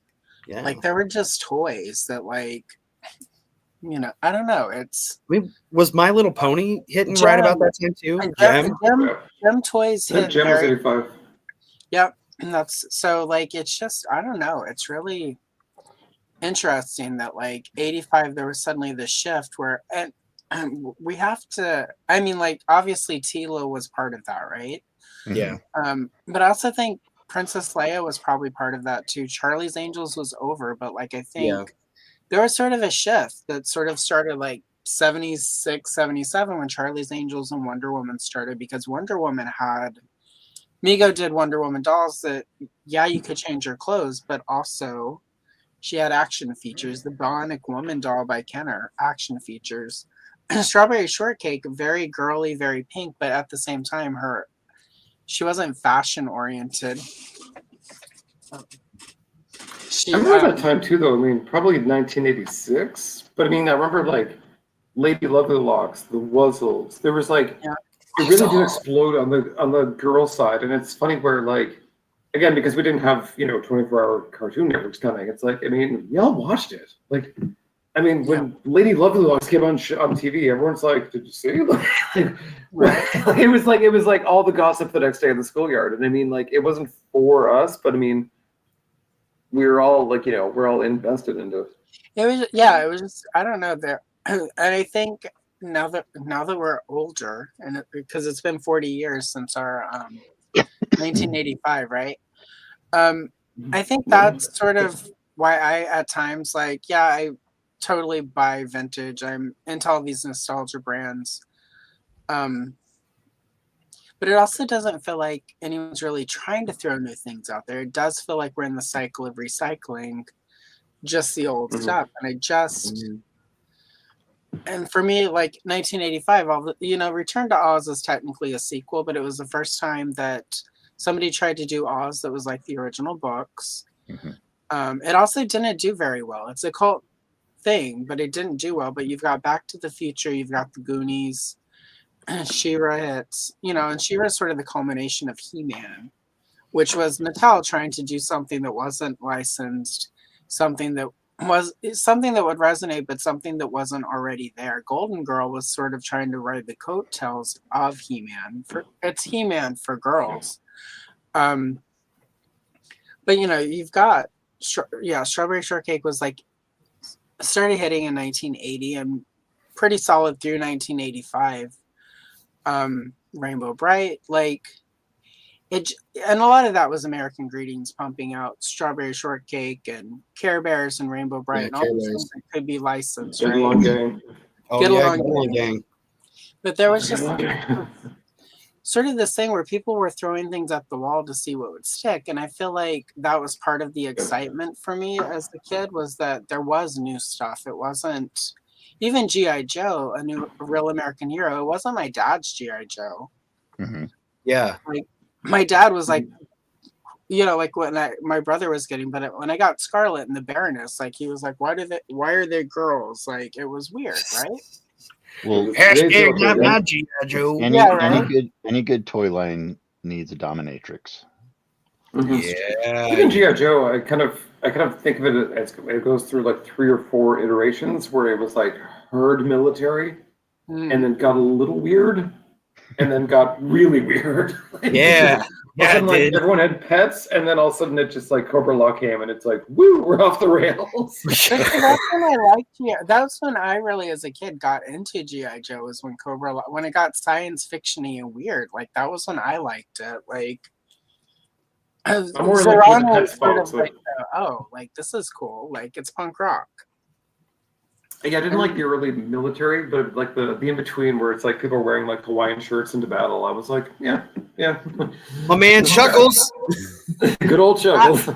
I had Chuckles was love Chuckles. Literally, Piranha, Chuckles, and Xandar were in a love triangle. Like, and the Chuckles and Xandar were the Tony the Tiger of the day. Like for me, the last time literally because I had this big elaborate soap opera as a kid with all my G.I. Joes. And at this point, my brother was shifting away from Joe's, and I can't remember what he was getting into. So I had inherited a bunch of his, and I wasn't really buying toys myself anymore. And it was like 87, 88-ish. And the last time I remember playing was the Xandar and Chuckles were getting married on the USS Flag, and Zorana interrupted it and kidnapped Chuckles and like took off with him. And like the soap opera, the Dragonfly, the helicopter that came with the beard and the hat guy. Wild Bill. Yeah, so that was what he had, and like they took off in that, and then they didn't ever play again. So far as I know, Zorana still has Chuckles kidnapped somewhere. Chuckles. So she just kind of takes perfect figure for me. Hawaiian shirt, blonde hair, funny guy. Man, that is Derek as a G.I. Joe. I'm gonna look her up now because like I feel like we all need to know who that is. See, this is why I love when Cora shows up, because Cora grew up in Europe and doesn't have the same experience, so she always has these insights and these things that I have no clue about. I love it. Thank you, Cora. Thank you for the culture. Andrew can only do so much from Canada because he's basically our hack. It's not that different up here. Yeah, it's not that different. What's that all about? Get a twofer. Nobody talks like Todd. Nobody talks like that.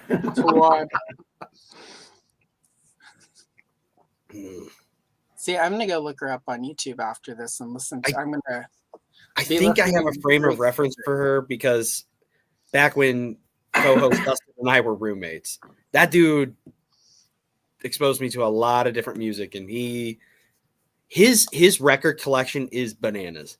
So I have a frame of reference, and I think it's because of him. Was she like Kylie Minogue, where she's like huge everywhere but the U.S.? Like, is that? He was my. I don't know if everybody here has watched High Fidelity. He was my Rob Gordon. Got it. Yeah, like 100%. And I was his Jack Black. Aww. If you could believe it. Or Barry. Barry was his character's name. All right. Final thoughts on the Battle for Bright Moon.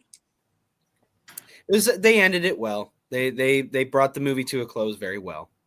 Or in the case of being on TV, the miniseries, the 5-story arc. Well, the next episode had Dial-A-Mug, so there you go. Oh, loved him. Will you stop biting me? Sorry, he's like keeps nudging me to pet him, and then he's like, a dog, right? It's a dog. No, it's the cat. Oh, okay, that's okay. I was just trying to make sure you didn't have a gimp there that we needed to know about. No. Remember, not everyone has contacts. What's going on in the basement, Derek?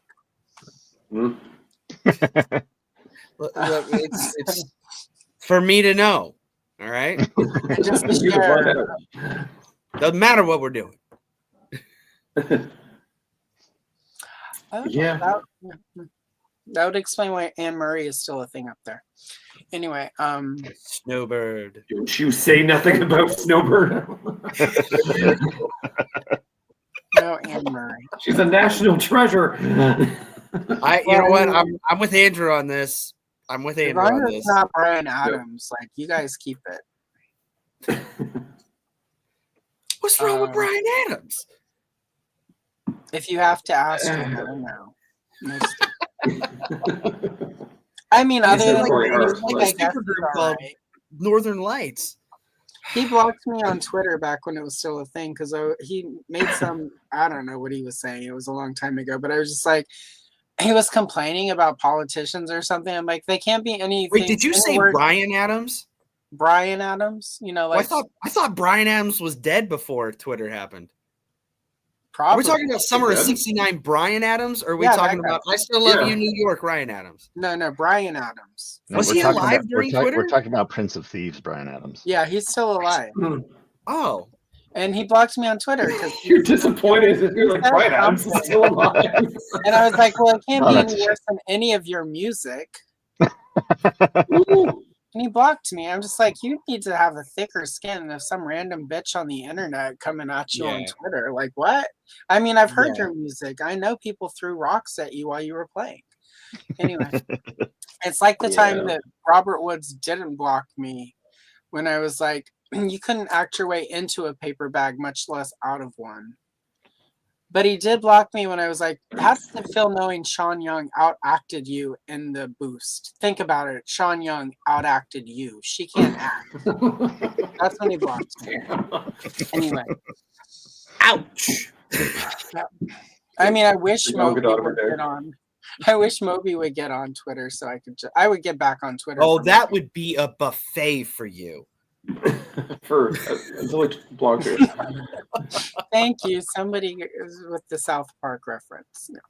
No, I'm not. Anyway, so we're at 2 hours, so I guess we should probably wrap it up, even though this is a lot of fun. Not bad. But I'm sure we all have lives, I guess. Yeah, I got one more day of work and then vacation. Oh, well, there you go. So this is Colt's first time on the Retro Cavalcade, and he survived. It was fun. You even got words in around the rest of us. So yeah, I got a few in. Impressive. No, I do. I do appreciate you having me on. This is stuff that I love talking about. We would definitely have you back. Well, thank you. It's nice to actually, because you and I have talked a number of times. It's nice to talk to you. Yeah, like I've chatted with each of you, through messaging and stuff. So, but it's always there's just something special about face to face. Well, webcam to webcam, but digital face to face. Yes. This team's being the host, and other people seem to watch. No, but I appreciate everything you guys do, and I think it just going back to kind of what we were talking about earlier. It's so important to have positive voices in these fan spaces that we all love, because the negative voices are so loud and overbearing that it's hard to enjoy what you want to enjoy. And I'd rather be on the positive side of stuff. So I appreciate what every single one of you do for that reason. Thank you, Colt. And I think because they're so loud, you think there's a lot of them, but there's not. Like, not Yeah, really. exactly. They're loud. They're just They loud. take up a lot of oxygen. Yeah. Mhm. Yeah. Well, and that's partly why you're here, Colt, because you're, especially during the first part of the Revelations debacle on the internet, you were one of the, I really liked all of that, right? And you were one of the few channels that were actually having creators on who helped make Revelations, and we're just having talks with them about it was the positivity, it was the like actual enthusiasm for it, rather than the like, oh my god, it's so terrible, it's the worst. Yeah, you know, I've joked about it, but that was around that time that the oft mentioned redemption arc started. So I mean, Colt, you were actually a very big part of that for me personally. You were, because it was like, it's like I was just in this weird echo chamber of negativity, and certain clown farts were a part of that, and then the revelation comes out and like just their vitriol about it. Meanwhile, you're being very positive about it, and you, as well as some other things, just put me in this position of I don't like how this feels anymore, and I don't want to do this anymore. So I'm going to go over here because these people don't seem miserable. And you were these people.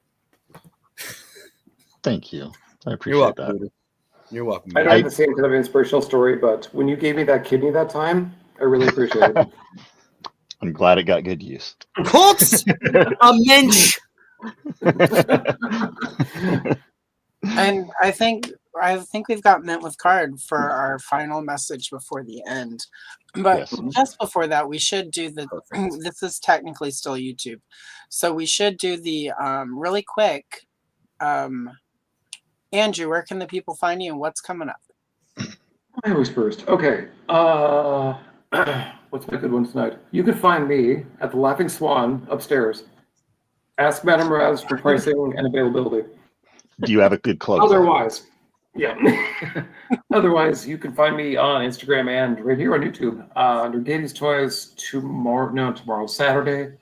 Under MIA 80s Ladies, we're going to be looking at 3 Ewok characters from the famed 80s cartoon that had prototypes but were never made. Derek, also, I'm very high on cold medication, so enjoy that. Woo! I'll drink to that. Oh, I'm about to pop a sleep aid, and I'm gonna go kaboom! Big tree fall. So then you would need this one. Oh boy, that's more of that one. I don't sleep. Where can I be found? Well, I am not on the YouTubes as much. There's a channel, but it's mostly just for popping up shorts and putting up back episodes and stuff. But I can be found with Dustin and Jason every Monday on your podcast app of choice. Or you can click a direct link on the Yesterday's Podcast Facebook page. Every Monday, new episodes. You also find Yesterday's and me. I think I'm Hoover.Derek on Instagram. I don't know, but you can find me. I'm there. New episodes every Monday. March wraps up on this Monday. It's the last Monday of March. Quite the journey in March. We started with Motu and Pop, and then slowly through the month, the wheels fell off more and more with the jokes and how insane we got. So we went from Dino Saucers to Cops, and we shut it down with Food Fighters. People have been asking for that one for a while. So join us, won't you? And then Sunday, you're on Geek Dad Life. Oh, yes. I was graciously invited by one Quip. So I'll be hopping on, talking about talking toys and what have you, and doing my best to behave. No F-bombs there. No, I will be on my very best behavior. I'm probably even going to wear a tie. Oh my god! Not a joke. Maybe pants. Let's not. Colt, where can the people find you? You can find me on YouTube, where I make Masters of the Universe related videos focused on creators of the brand. interview based. Coming up, I am going to be talking to somebody, if you've been paying attention to the Massive Universe news in terms of comic books, I'm going to be talking to a comic book writer of a new Massive Universe comic that's coming out soon. I don't know if I can say much more than that. She is also a voice actor, so that's who I was hoping it was. I'm very excited about that. I was gonna I'm excited about that one too, because we won't go any further, because So yeah, I'm at Dad at Arms on YouTube. I'm on Twitter. I'm on Instagram. On Instagram, I do the occasional toy photo here and there. I'm nowhere near as talented as a lot of the toy photographers out there, but I have fun. That's He's a Thanos-copter. I'm not. I am not. But I still chuckle when I see his posts. Oh yeah. There was one recently that it just made me laugh so good and so hard and so long. Anyway, longer than some people were a brand manager. Anyway, let's see. So really quick, I've got a couple things. I mean, I've always got stuff, but if you enjoyed the She-Ra today, as you should, and if you're watching my channel, I can't believe you wouldn't. Tomorrow I have a Color and Chill Spectacular celebrating 40 years of She-Ra. 4 more pages from the Princess of Power Who's Who coloring book from 1985. Tomorrow's Catra, Cal, Bo, and Double Trouble, my personal favorite from Wave 1. And then Sunday I will be live stream coloring with Kenzo from Kenzo's Creations. And we're doing some Masters of the Universe, and I'm sure we will talk about the recent 3D printing of the Crystal Castle he did. So it's fantastic. It's gorgeous. Beautiful.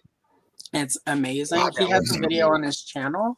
We're gonna talk that up more on Sunday, though. Awesome. So yeah, and I've always got shorts and stuff, so there's always something to watch here, no matter what property you enjoy. So. And really quick, I did make a special outro. If you enjoyed the intro, you'll probably like the outro. Okay. So really quick though, today Orko's lesson is, on today's episode, we learned not to yuck anyone's yum. Brian Adams sucks. And we all love T-Bob. Until next time, kids. T-Bob. Must love T-Bob. And on that, here is our special end of the Secret of the Sword She-Ra recap review. Enjoy it as much as I enjoyed putting it together, and it's cheesy goodness. Up, swift wind! Farewell, She-Ra, Princess of Power! Farewell, He-Man, dear brother!